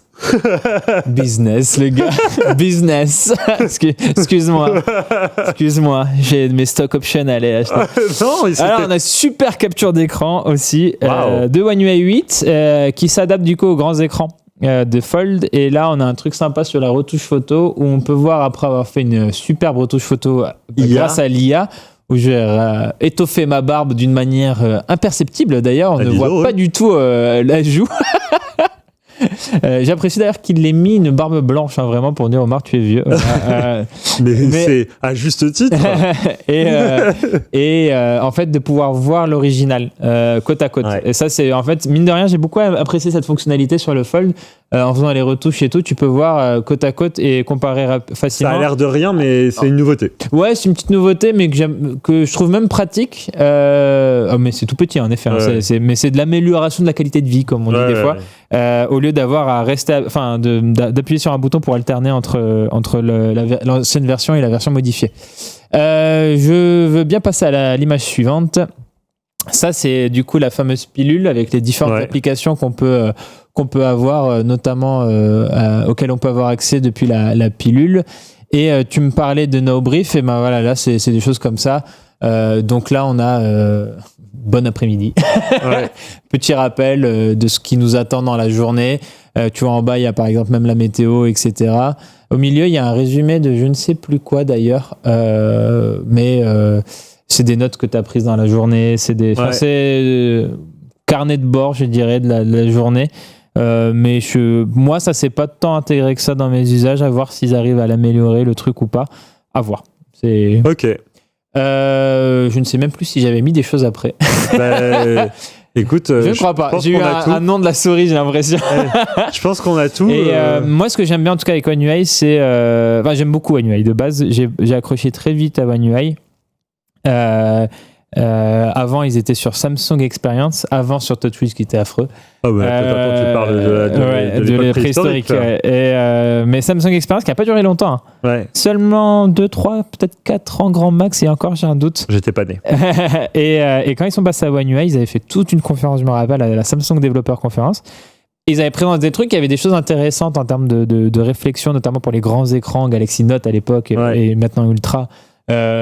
Pour s'adapter, pour abaisser certains éléments d'interface, c'était bien pensé. Il y avait pas mal de choses comme ça. Ils avaient rajouté des fonctionnalités avant Android, l'enregistrement d'écran.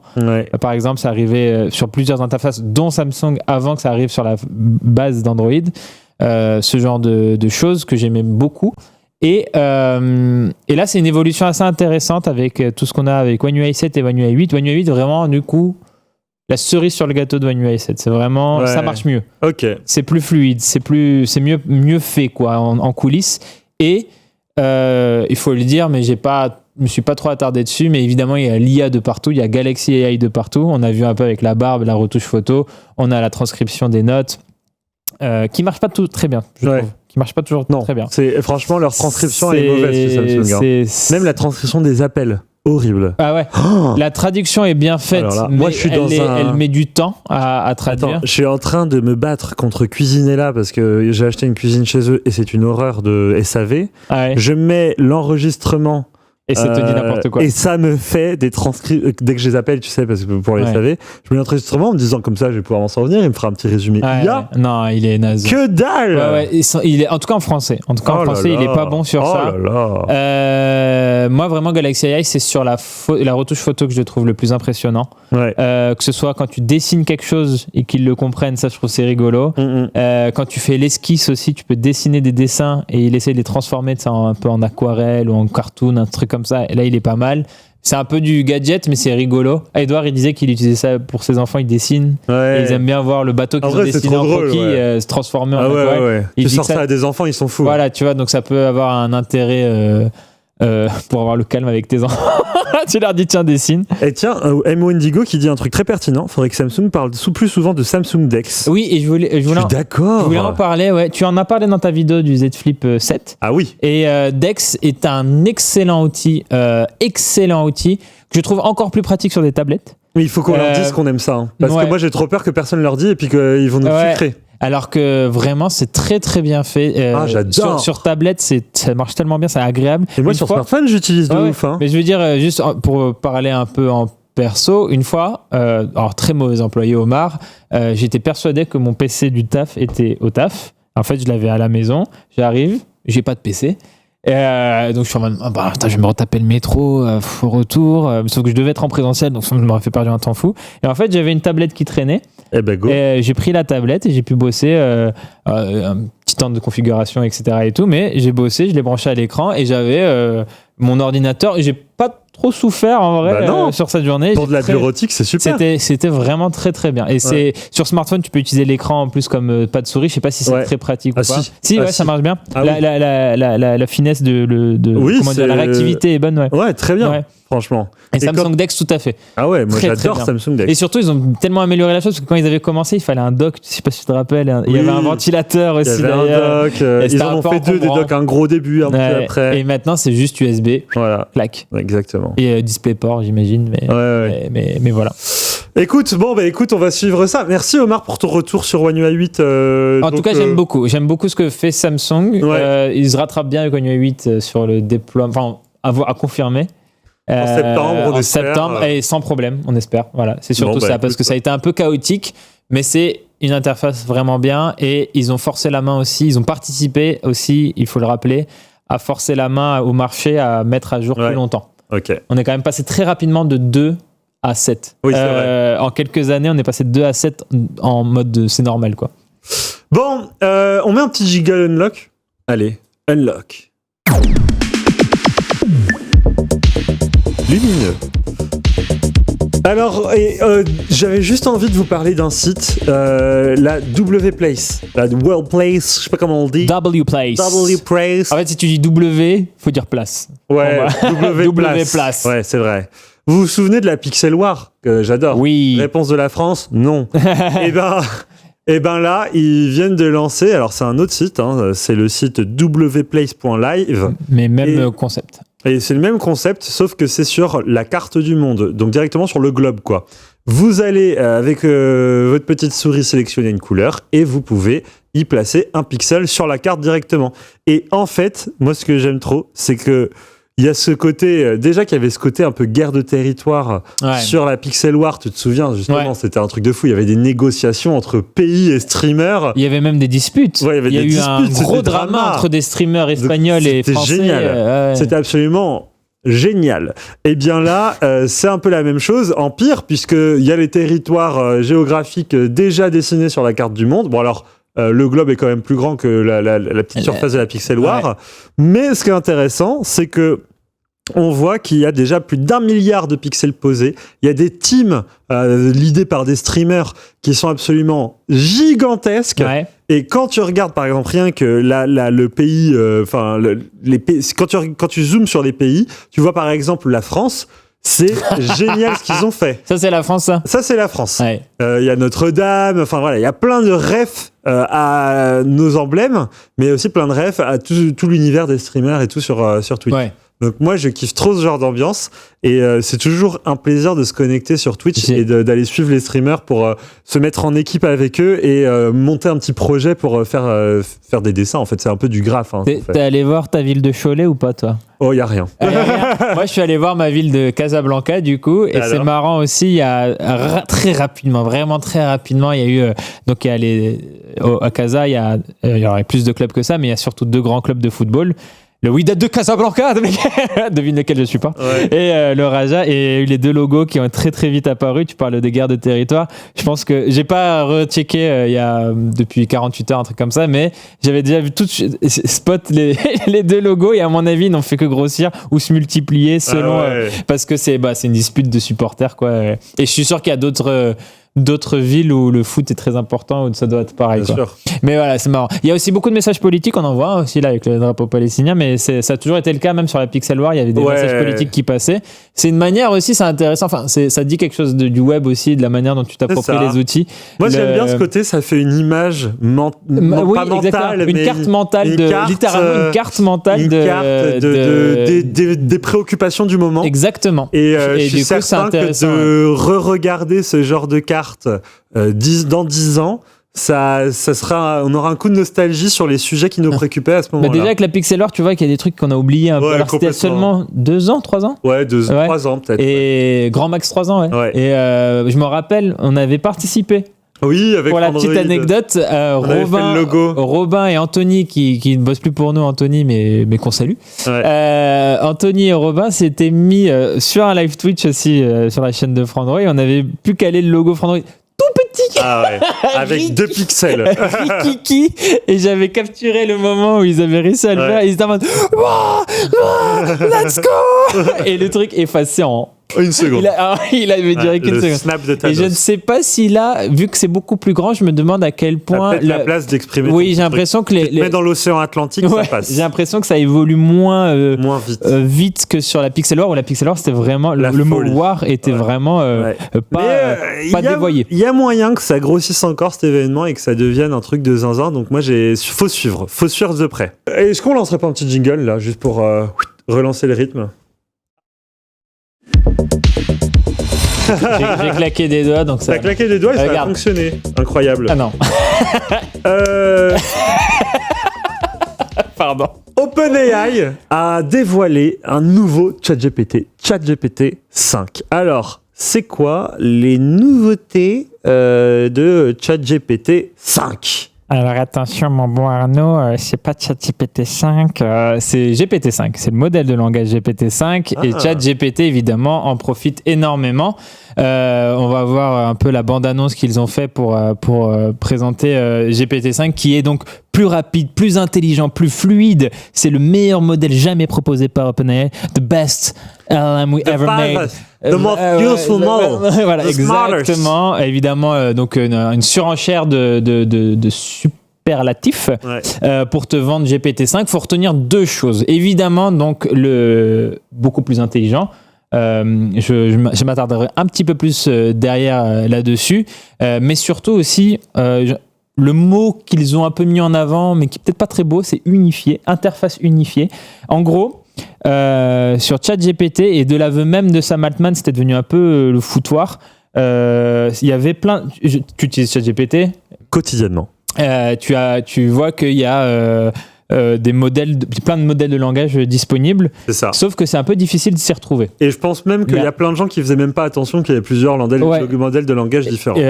Pour te citer, il y avait le modèle, quand tu avais si tu as un abonnement GPT+, ChatGPT+, tu avais le modèle 4O, idéal pour la plupart des tâches, mais aussi le modèle O3, une utilisation du raisonnement avancé. Tu avais le modèle O4 Mini, plus rapide en matière de raisonnement avancé. Ouais, qui comprend rien. Tu avais le O4 Mini High, idéal pour le codage et le raisonnement visuel. Et puis, tu avais aussi 4.5. Et puis, des fois, c'est 4O, des fois, c'est O3. Bref. On s'y perdait. Ah ouais. Et là, on l'a vu au début de cette vidéo. Ils ont unifié tout ça. Et ChatGPT avec GPT-5, il choisit. Voilà. Tout devient GPT-5. Voilà. Et par défaut, tu as donc juste ce modèle GPT-5 qui va choisir pour toi le meilleur modèle de langage pour te répondre. Ah oui. C'est un peu comme ce que fait Perplexity. D'accord. Perplexity, ils ont un peu déjà ce système de fonctionnement, sauf si tu règles tes paramètres, machin et tout. Ils choisissent pour toi le meilleur modèle de langage pour te répondre. Et sauf que là, Perplexity fait ça avec plusieurs modèles concurrents. ChatGPT, ils font ça avec leur GPT, modèle. Évidemment. Donc ça, c'est le truc un peu différent en termes d'interface, c'est la simplification. Okay. On s'y perd plus, et tout. Donc ça, en théorie plus clair, mais tu vas voir que c'est pas si simple. Et en plus, il faut savoir qu'il y a GPT-5, mais il y a aussi GPT-5, GPT-5 Pro, GPT-5 Mini, GPT-5 Nano. Je crois qu'ils ont aussi eu la flemme de tout présenter. Et ils ont dit, vous inquiétez pas. Vous n'aurez pas à choisir. Voilà, on a un truc. En fait, il y a une IA qui choisit l'IA qui va vous répondre. Avec de l'IA. Voilà. Et du coup, le deuxième grand axe, c'est le fait que donc on a cette interface unifiée. L'autre truc, c'est ce que j'ai dit, c'est plus intelligent, plus machin et tout. Ouais. Et ça se construit autour de 3, je dirais presque lignes directrices. On a d'une part GPT qui est meilleur pour rédiger, écrire du texte. Donc tu lui demandes un mail, je veux le reformuler, je veux le tourner comme ça, etc. Une présentation, aide-moi à la rendre dynamique et tout. Il va mieux rédiger tout ça. On a GPT qui est meilleur pour coder, pour de la programmation. Il écrit des lignes de code, tu lui demandes et il écrit les lignes de code. Vraiment, il est en mode c'est le meilleur modèle jamais conçu pour OpenAI pour coder. Vraiment, ils disent vraiment utilisez-le pour coder, c'est incroyable, etc. Ils en ont fait des caisses. Voilà. En gros, ce que je voulais dire, c'est qu'ils en ont fait des caisses là-dessus. Mais on sait déjà que l'IA aide déjà beaucoup de développeurs à travers le monde pour du codage. Ça, c'est déjà quelque chose de très répandu. Mais là, c'est encore plus que jamais. Donc, j'imagine que pour les développeurs, il va y avoir un gap. C'est en tout cas ce que promet Sam Altman. Et enfin, et ça, c'est un peu touchy même. Ils disent qu'il est encore meilleur aussi pour toutes les questions médicales, en précisant que ça ne remplacera jamais un médecin.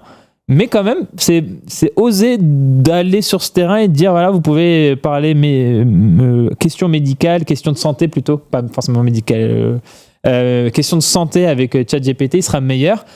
Faut savoir quand même qu'on a encore eu, il y a, je crois, quelques semaines, fin juillet, je crois que c'était, un homme de 60 ans aux États-Unis qui a il voulait enlever le sel de son régime, il demande à ChatGPT qui lui donne une alternative qui est complètement qui te rend parano, qui entraîne tout un tas de complications mentales. Donc c'était voilà, c'est quelques semaines après. Non, mais vous pouvez parler questions médicales, questions de santé avec GPT. C'est osé, je trouve, mais a priori vraiment on est sur du incroyable. GPT va répondre à toutes tes questions de manière tellement bien, tellement waouh, tellement fluide.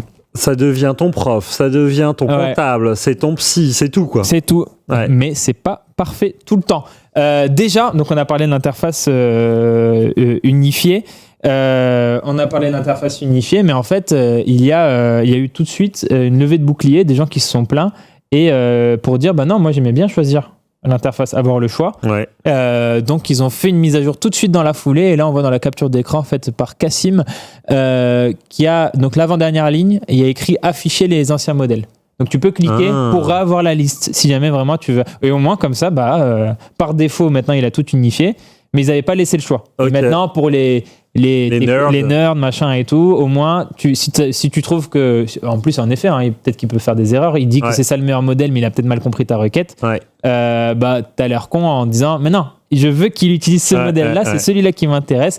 Et si l'autre, il te force la main, c'est un peu relou. Là, au moins, ils ont fait la mise à jour pour redébloquer cette option. Donc, au moins, il y a l'option. Mais ça a râlé pour qu'on en arrive là. Et encore aussi, Sam Altman, il a plein de promesses, comme je t'ai dit. C'est incroyable. Tu l'as bien résumé. Ça devient ton prof, ça devient ton codeur, ça devient machin. Ton rédacteur. Et tout. Mais niveau intelligence, ChatGPT n'est pas non plus sans faille. On a un exemple donné par un internaute qui demande combien de fois il y a la lettre B dans Blueberry. Blueberry, c'est quoi? C'est les framboises? Ouais, c'est ça. Non, c'est les Blueberry, c'est des baies, tout simplement. C'est des baies, ok, voilà. Blueberry. Donc, Arnaud. Myrtille, ok. Oh là là, Arnaud. Il y a 2 B. Voilà, il y a 2 B.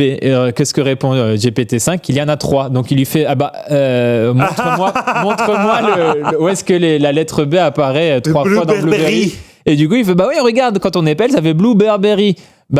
Donc la lettre B apparaît 3 fois. Et il dit non, tu l'épelles mal. Ah, tu as absolument raison. Et là il fait on récapitule, on réépelle. Là il épelle bien, il fait oui, donc on a 2 fois. Et il y a une quatrième capture d'écran où il fait bravo, merci pour avoir repéré ça. Mais en fait, j'ai remarqué, ChatGPT, il est toujours très très sûr de lui quand il t'affirme un truc. Quand tu lui dis non, t'as tort parce que ça, il fait exactement. Tu as trouvé le piège. Tu suivais. Je faisais rien. Je faisais exprès pour voir si tu suivais bien. Bravo. Du coup, donc j'ai pas mis la capture du post, mais le gars se moque de la promesse de Sam Altman qui disait on a vraiment, donc je cite, on a vraiment l'impression de parler à un expert dans n'importe quel domaine, du genre expert de niveau doctorat. Bon là. Blueberry n'est pas d'accord. Et enfin, juste pour conclure, pour donner les dernières infos importantes à retenir, on a les interactions vocales qui sont meilleures. Avant, en fait, jusque-là, ChatGPT, déjà, c'était excellent. Oui, mais en fait, il faisait une transcription de ce que tu lui disais pour ensuite répondre à ta requête. Mais du coup, il écrivait ce qu'il entendait et sur la base du texte, il générait une réponse. Alors que là, en fait, il comprend plus spontanément parce qu'il utilise maintenant les modèles multimodaux, quoi. Donc, il comprend directement il n'y a pas cette étape de transcription. Exactement. À l'écrit, donc, sans doute, ce sera plus rapide, j'imagine. Plus organique dans les réponses, etc. Mais déjà, ils sont ça, c'est pas tout de suite, ça sera un peu plus tard ce déploiement, mais dans genre 30 jours, un truc comme ça. Ils sont tellement loin devant sur l'interaction à l'oral, je trouve. Pour moi, je n'ai jamais vu une IA aussi forte à l'oral que ChatGPT. Il faut que tu utilises Gemini Live en anglais aux États-Unis. C'était impressionnant. En français, je parle. Mais pour le coup, Gemini, malheureusement, c'est que Google, à chaque fois, c'est en anglais. Tu vois, mais donnez-le en français. Vous êtes Google, vous êtes la plus grosse boîte tech du monde. Et en Gemini Live en anglais, j'ai été vraiment pour le coup impressionné. C'est je m'étais retrouvé à discuter, à lui dire voilà et tout, il va dire merci, tu sais, mais interaction assez humaine, presque chaleureuse dans la voix et tout, et j'étais en mode surpris moi-même de me dire tiens, je lui parle. J'ai des potes quand je parle avec l'IA, ça les exacerbe, et ça exacerbe leur tension. Voilà. Et ils sont exaspérés. Et en plus, ça avait fini le coup quand j'avais dit merci. Ils m'avaient dit non, mais t'es sérieux ? Tu remercies ? Alors qu'il y a des études qui ont montré qu'apparemment les réponses étaient plus qualitatives quand on était poli avec l'IA. Parce qu'en fait, je crois qu'il s'adapte surtout au ton et tout, et du coup, machin. Et donc, pour rappel aussi, donc GPT-5, ça c'est sorti la semaine dernière. À partir depuis le début de cette semaine, ça a commencé à se déployer, etc. Et être accessible. C'est accessible gratuitement, mais avec des limites. Ouais. A priori, comme pour ce qui était le cas sur jusqu'à présent, pour le dernier modèle de langage, on est sur 10 requêtes et sur un cycle de 5 heures. C'est à peu près ça. Oui. C'est jamais, je crois, très strict non plus. Ça peut dépasser ou être un peu moins. Mais globalement, 10 en 5 heures. Si tu as ChatGPT plus, c'est quand même 23 € par mois. Tu as beaucoup plus d'accès, beaucoup plus de possibilités. C'est toujours restreint, mais c'est quand même à des degrés beaucoup plus élevés. Ils ne donnent pas des détails plus précis que ça. Et après, on a donc le ChatGPT Pro, 229 € par mois. Et là, c'est illimité. Et on a même accès, évidemment, à GPT-5 Pro pour aller encore plus loin. Qui utilise ça ? Je ne sais pas. Ouais. J'aimerais bien rencontrer quelqu'un qui a pris cet abonnement et qui l'utilise à son plein potentiel. Et en perso, où j'imagine. Même en pro, je me demande dans quelle utilité. Ce que je veux dire en perso, dans le sens à son compte, peut-être, tu vois. C'est pas une entreprise qui aurait fait ça pour une. Et je me demande pourquoi faire, quoi. Bon, bref. Et voilà, en tout cas, c'est une énorme promesse de fluidité, de machin et tout. Et sans doute que derrière, toujours pour OpenAI, c'est toujours cette course à l'IA. Ouais. Ça a fait monter aussi valorisation boursière, ça va être très surveillé, etc. Ça va sans doute entraîner des réponses côté DeepSeek aussi. Parce que DeepSeek fait... On en parle moins, j'ai l'impression, mais alors que je crois que c'est toujours quand même très... Ça avance beaucoup côté Chine et tout. Et Claude je me suis moins renseigné là-dessus, je t'avoue. Je vais pas improviser. On en parle pas mal en France, mais c'est vrai que moi, je sais pas rentrer dans mon usage. Moi non plus, c'est pas. Et j'utilise des fois Gemini aussi, juste pour tester et tout. Gemini, pour être un peu plus créatif, je le trouve bien. Pour m'aider à structurer une pensée ou un truc comme ça, beaucoup moins bien. Moi, ce que j'adore chez ChatGPT, c'est le système des projets. Tu peux lui donner une personnalité et lui dire là, dans ce projet, c'est un dossier. Tous les prompts que je ferai dans ce dossier, tu réagiras comme ça. C'est un dossier, ils appellent ça un projet. Parce que tu as les gems dans Gemini aussi. Ouais, et tu lui dis, tu es truc, machin et tout. Donc, toutes les réponses que tu me donnes, c'est à travers. C'est ça. Ça, j'adore. Je sais pas qui a été le premier. Tu utilises beaucoup GPT au quotidien ? Ça m'est arrivé de l'utiliser. J'ai pas un. Pour écrire tous les articles de Frandroid, c'est ça ? Exactement. C'est pour des. Tiens, on parlait de transcription, machin et tout. Quand je prends des notes en interview et encore Galaxy AI, Galaxy Z Fold 7 et Flip 7, j'étais à l'Unpacked et j'ai pu faire une table ronde avec un haut responsable de Samsung qui a dit beaucoup de choses. Donc j'ai pris plein de notes et je savais pas forcément par où commencer. Je lui ai balancé mes notes en me disant est-ce que tu peux juste me restructurer mes notes, toutes les notes que j'ai prises. Là, ça marche trop bien. Truc. Et là, en fait, ok, donc là, grosse thématique sur ça, là et tout. Et je lui dis, ok. Et là, je lui dis, je suis journaliste, machin et tout. Et je veux dégager un angle papier. Est-ce que tu as des suggestions ? Et alors, j'avais des idées et tout, mais ça m'a. T'as challengé. Ouais, non. En tout cas, ce que j'ai trouvé intéressant, c'est, tu vois, ils te disent tel angle. Il y en a, ils sont un peu nuls, mais tel mot utilisé, ce champ lexical, par exemple, ça, c'est pas mal. Tu rebondis. Ouais, parce que du coup, il faut qu'on fasse des titres attrayants. Et le champ lexical qu'il utilise à un moment, t'as ok, ça peut être intéressant à utiliser comme mot plutôt que moi le terme ultra technique que j'avais en tête, mais en fait je vais plutôt l'expliquer dans le texte, mais en titre je peux utiliser ce terme qui vulgarise un peu mieux, etc. Enfin tu vois, ce genre de choses. Moi c'est ça. ChatGPT, je l'utilise comme un stagiaire. Dans le sens ça dérape. Ah non, dans le sens où c'est comme un petit assistant qui est à côté de moi, qui est toujours partant pour faire des choses. Moi, quand j'étais stagiaire, j'étais toujours partant. Et en gros, il me sert pour rebondir, tu vois. Je lui dis, j'ai cette idée de vidéo. Qu'est-ce que tu penses du concept ? Et, enfin, non, re-challenge ce concept en proposant 5 dans le même style. Et parfois, il a dit ça comme ça, il a tourné cette phrase là comme ça, et en fait ce n'est que surprise, et t'es un peu en mode ok, il y en a aucune de ce que tu m'as proposé qui est bien, mais ça ouvre des pistes de réflexion. Ça, la manière dont tu l'as vu, c'est pas mal. C'est là où ça m'aide le plus. En effet, des fois, en fait, je suis bien en tête sur un truc en me disant c'est ça l'attaque de mon article, ça va être ça, c'est comme ça et tout. Et si je lui en parle à ChatGPT ou même des fois Gemini, mais surtout ChatGPT ou Perplexity, dans la boîte on utilise Perplexity. Il y a ce côté ça c'est un truc que je peux aborder ou ça me ferait un deuxième papier. Merci. Enfin en gros, je dis pas merci maintenant, mais merci de m'avoir. C'est en mode c'est cool. Je peux décliner ça en 2 papiers en fait parce que c'est 2 sujets différents et du coup il y a ce genre de réflexion. C'est du remue-ménage comme on dit, du brainstorming. Ça nous sert à être de meilleurs humains. Je sais pas. Peut-être. Moi j'ai l'impression de ça. Un peu. Sur ça en tout cas, sur ça l'IA c'est quelque chose qui m'intéresse. Ça m'intéresse beaucoup moins sur tout ce qui est création artistique etc. Tu vois les AI artists sur TikTok et tout, ça me passe par-dessus la tête. Ouais. Mais par contre, il y avait autre chose aussi. Exemple aussi très concret que j'avais déjà donné. On a accueilli sur ce plateau. Alors moi, j'étais pas là, j'étais pas disponible ce jour-là, mais j'avais fait la prise de contact avec la députée Delphine Batho, députée écologiste, qui était venue pour parler du démarchage téléphonique. On avait discuté avec elle du projet de loi, etc., qui avait abouti. Ou qui était sur le point d'aboutir plutôt et du coup je voulais t'aider justement à préparer la trame des questions et tout ça et j'avais demandé à ChatGPT, j'ai tout expliqué, on est Frandroid, on a notre émission live Twitch Unlock, on accueille Delphine Batho tel jour machin et tout pour parler de cette loi là, est-ce que tu peux me suggérer des questions à lui poser? Et il y en avait plein, on les avait déjà en tête, mais il y en avait 2-3, j'étais en ça c'est pas mal ça c'est pas mal, j'y avais pas pensé. Et donc il m'avait proposé je crois 27 questions, c'était beaucoup trop, mais il y en avait dans les 27, il y en a que j'ai sélectionné, il y en a peut-être 2 ou 3 que j'ai gardé vraiment pour te mettre dans ton dans le brief que je t'avais donné.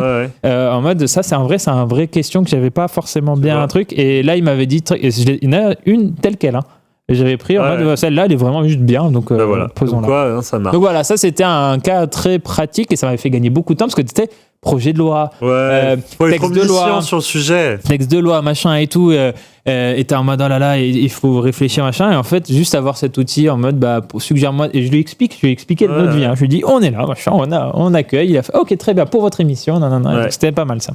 Bon, est-ce qu'on n'irait pas faire un petit jeu avant la fin de ce live, Omar?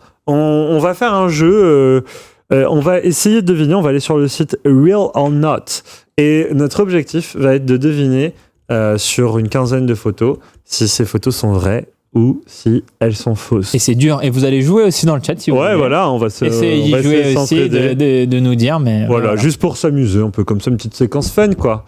Allez, je lance le jeu Real or Not. Est-ce que cette image est vraie ou est-ce qu'elle est fausse?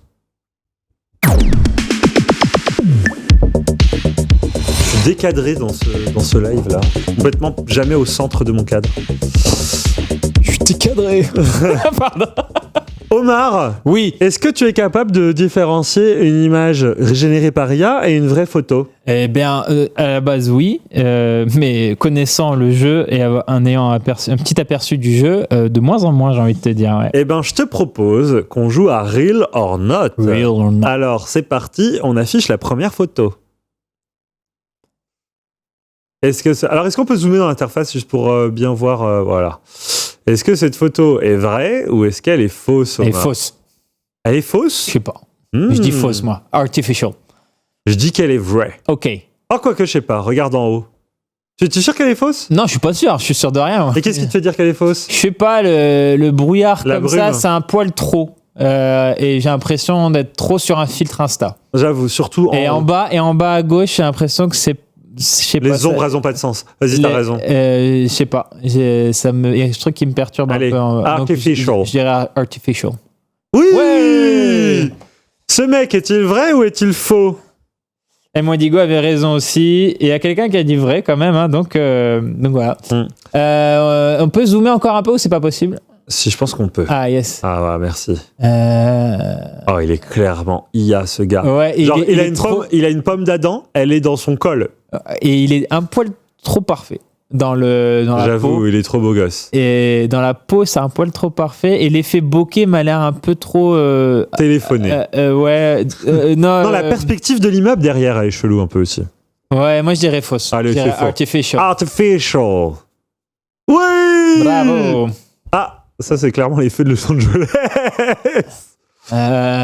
Et c'est vrai que la fumée est chelou au-dessus du palmier. Mais moi je dirais que c'est... Ah, est-ce qu'on peut zoomer encore un peu pour voir les détails? Quelqu'un sur la pomme d'Adam qui a dit c'est une patate d'Adam. Ouais, c'est clair. Et regarde, moi c'est le haut de l'immeuble qui me paraît chelou. Il est un peu dentelé là, ça n'a pas de sens. Et les reflets en bas sont trop propres, non? J'avoue, c'est quoi ces trous de mouillés? Artificial. Oui. En fait, il n'y a pas d'image vraie. Ça a l'air plus vrai déjà. Alors, Sizer World. Ça a l'air plus vrai. Sauf à gauche, je suis pas sûr, c'est une casquette. Attends, est-ce qu'on peut tout simplement zoomer sur les mains? Ah oui. Il y a pas de. J'ai l'impression que c'est bien des mains fake. Attends. Ah ouais, les mains ont l'air chelou. Tu peux zoomer encore plus ou pas? Non. La main a l'air chelou. Ouais. Ah là là. Bah non, la main, remarque, je sais pas en fait. Il la tient comme ça, hein. Non, ça va, hein. Je sais pas. Et... Il y a combien de taux de réussite sur et le texte est bien écrit. Ouais, c'est vrai. Donc, je me dirais, enfin, j'arrive pas à lire. J'arrive pas à lire le texte si. J'arrive pas à lire. Vas-y, vrai. Mais je dirais vrai. Mais j'ai l'impression que le texte est. Save and effective. Ah ouais, ouais, non, vas-y, c'est vrai. Hein. Pour moi, c'est vrai. Et la main de la meuf, elle est trop bien faite. Oui. Yes. On fait partie des 20%. Ça, c'est faux. Oh, c'est clairement faux. Attends. L'effet de foule derrière, il est... Remonte un petit peu qu'on voit bien l'image, là. Ouais. Ah oui, d'accord. L'effet de foule et même le... Ouais, ça m'a l'air bizarre. Non, ouais, c'est faux. Je vois mal aussi, hein, parce qu'on est un peu loin de l'écran, mais pour moi, c'est fake. Il y a comme un filtre, en fait, qui fait que c'est faux. Ouais, non, mais comment cette photo existe dans la vie? Non, puis c'est chelou au fond, là, les 3 fenêtres de l'immeuble, alors que c'est absolument loin selon la perspective. Les échelles de grandeur n'ont pas de sens, en fait. Ouais, t'as un immeuble au fond, il est trop gros. Il a une position bizarre, le personnage tout à droite, j'ai l'impression. Lui. Oui, j'avoue qu'il se tient comme ça. Mais après, c'est totalement... Imagine, c'est vrai. Ouais, si c'est vrai, on a l'air con, hein, mais pour moi, c'est faux. Allez, on dit faux. Oui. J'avais peu de doute. Hein, alors celle-là. Ah, le mec, il a un missile dans le dos. Je suis pas sûr que ce soit homologué. Bah après, tu les emmènes comment? Mais le visage est bien fait, par contre. Ah là là. Oui, non, mais missile comme ça, enfin, attends, moi j'ai une question. T'as un sac. D'où le mec, c'est comme un arc. C'est un arc et des flèches. Et d'où le militaire, il a une sangle qui lui pend devant les yeux. C'est pratique. C'est une technique de combat. Mais le visage, par contre, j'ai l'impression c'est pour que les ennemis prennent la sangle comme ça pour faire oui. De là où on est, le visage a l'air quand même très bien fait, non? Ouais, c'est la bien barbe réalisé. A l'air bien faite, etc. et tout. Ouais. Mais par contre, on est d'accord, les brins de blé derrière, ils font 1m80 de haut, tu sais.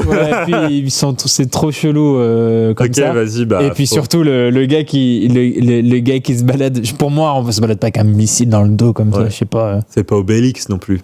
Enfin, je sais pas. Artificial. Oui, bravo. Alors là, je ne connais pas bien les chars. C'est moi, je connais pas les chars, mais regarde, il y a des traits verticaux qui n'ont pas de sens là, dans cette photo. Non, mais c'est clairement un modèle Leclerc 95. Ça. Non, il y a trop de trucs qui sont Regarde cet essieu, regarde cette chenille en bas, c'est parfait. Ouais. Non, je sais pas du tout. Le canon, regarde, le bout du canon, regarde comme il a pas de sens, on dirait qu'il est tordu comme. Ouais, il a l'air un peu mou. Ah ouais. Ah ouais. On dirait la trompe d'un éléphant, tu sais. Mais tu vois, ça, je suis pas sûr de moi non plus. Il y a des traits verticaux chelous aussi dans la photo là. Où ça, les traits verticaux, pardon? Bah, au-dessus du canon, là, regarde, fond, les antennes, sur tout à gauche aussi. Il y a des antennes sur le sol, en effet. Ouais, ça va pas être mais le char en lui-même, peut-être sauf le bloup du bout. Non, ça va pas. Artificial, ouais. Mais sinon, ça a l'air, c'est pas trop mal fait. Bien. Alors. Là, c'est technique ça. Ah ouais. Alors les fleurs, je sais pas. Le sourire du gars, j'ai l'impression que les plis de peau. Les plis de peau, c'est ça. J'avoue, les pattes doigts, mon gars, c'est des pattes d'autruche. Tu vois ce que je veux dire ou pas? Mais en fait, c'est que c'est très méchant si c'est la photo. Tu as juste été très méchant si la photo est vraie. Attends, moi, c'est les fleurs que je trouve, elles ont aucun sens. C'est quoi ces fleurs là? C'est dégueulasse comme fleurs. C'est pas des fleurs de mariée, ça. On dit artificielles. Ouais, c'est bizarre. Contrôle flou de présent. T'es d'accord ou pas? Attends, j'essaye de regarder. Oui. Les fleurs sont bizarres, ouais, tu as raison. Non, mais vas-y, et les effets de flou, il y a quelqu'un qui signale les effets de flou à chaque fois, et j'avoue que l'IA, elle abuse un peu sur les effets de flou. Le bokeh, c'est flou, d'un coup. Il n'y a pas le côté des fois progressif d'une vraie. Ouais, vas-y, c'est artificial. Et je dirais artificial aussi. Oui! Yes. Oh là, celle-là, elle est technique. Ouais, elle a l'air plus technique. Regardons les mains si on peut. Bah, je sais pas là. La peau, elle brille, mais en même temps, elle est sur un vélo, donc elle peut transpirer, tout simplement. C'est chelou, les positions de main, quand même. La position de main... Attends, mais d'où les guidons, ils partent vers le bas, comme ça, là? Ouais. Là, et clairement, si elle tourne, ça lui tape dans la cuisse. J'avoue que... Genre, si elle lève un genou pour pédaler, ça lui tape dans la cuisse en tournant. La main à droite pour nous, sa main gauche est positionnée un peu chelou. Ah, puis le reflet sur son bras gauche. Ouais, le reflet sur son bras droit. Elle a... bras gauche pour nous. Ouais. Non, mais oui, ça n'a pas de sens. Pour moi, c'est fake. Bah ouais, pourtant, bien exécuté à la base. J'ai un doute, j'ai eu un gros doute, mais ça se trouve, c'est vrai. Un truc qui fait fake. Alors, son décolleté, il est plaqué contre sa peau. Alors que penché comme ça marche pas comme ça la vie. Hein. Bon, il y a de la gravité. Artificial. Ok, artificial. Ouf. Et on a tout bon, Omar. On continue sur cette lancée. On est tombé que sur des faux après. Ouais. Et là, une vraie pour l'instant. Et là, it's about... j'allais dire, ils vont où les câbles électriques? Mais j'ai l'impression qu'il y a un autre poteau au fond. Donc c'est possible mais t'as raison, c'est un peu étrange. Ouais. La perspective des câbles, ils vont pas dans les bons sens. En vrai, j'allais te dire, elle m'a l'air très bien la photo, mais les câbles me... Ils vont où ces câbles? Mais c'est que les câbles, quoi. Parce que le reste, c'est quand même de la fumée, ça peut être comme ça. Ouais. Là, le filtre qu'il y a un petit peu, pour moi, ça peut être un peu naturel quand même. C'est juste, il y a du smog, il y a un peu de pollution, du brouillard, un truc comme ça dans la... La neige, c'est possible. Hein. On a déjà vu des images comme ça d'une route enneigée. Oui. Non, puis la lumière, regarde, à l'avant, il y a des toutes petites maisons. La lumière, elle est très dorée. Alors que sur les autres bâtiments, pas du tout. Enfin, pas autant. Et c'est les câbles. Non, mais on est d'accord. C'est artificial. C'est celle où j'ai le plus de doutes pour le moment. Bah, c'est les câbles qui n'ont pas de sens, quoi. Les câbles n'ont aucun sens. Parce que vraiment, avant que je vois les câbles, j'étais en mode, c'est franchement très crédible. Moi aussi, j'y croyais. Et quand tu m'as dit, ils vont où les câbles, je suis en mode, mais oui, il a raison. C'est le truc au milieu, là, le poteau, il est dans la fumée. Ouais, non, mais vas-y, artificial. Oui. Mais trahi que par le câble. Ouf. La dame à gauche, elle m'a l'air fake. Le violoncelle, il est net, alors que la dame juste à côté est floue. Ah ouais, non, ça n'a aucun sens. C'est un peu bizarre comme... la photo, elle est cringe. Et le violon de la dame, la deuxième à gauche, la deuxième dame en partant de la gauche, j'ai l'impression que le violon lui rentre dans le cou. Et le gars qui a un pupitre pour chanter derrière, le pupitre, mon gars, c'est pour tenir le livre de... Il rentre dans l'épaule du contrebassiste ou je sais pas comment on l'appelle. C'est le plus grand pupitre d'Europe, tu sais. Et sa barbe, elle est ultra... Ah ouais. Mais en fait, c'est plus une barbe, c'est les cheveux. Il a une barbe qui lui prend tout le visage. C'est les cheveux qui lui entourent. Mais surtout, un net flou un peu chelou, truc et tout. Et la dame tout à gauche, elle est chelou. Ah ouais, non, elle fait pas. Mais par contre, si c'est vrai, on est vraiment juste des méchantes personnes. Mais le violoncelle, il repose sur quoi? Il a deux pieds. Il repose sur n'importe quoi. Il a deux pieds. Il a deux picots. Ouais. Artificial. Oui. Oh là, putain, celle-là. C'est la voiture de Robin. C'est la voiture de Robin. Mais alors là... Alors derrière, il y a un truc... Les reflets sont pas déconnants sur la voiture. Hein. Bah non, c'est bien réalisé. Bah, j'ai envie de dire, c'est une vraie, celle-là. Attends, zoom un petit peu, là, qu'on voit bien les arbres et tout. Là.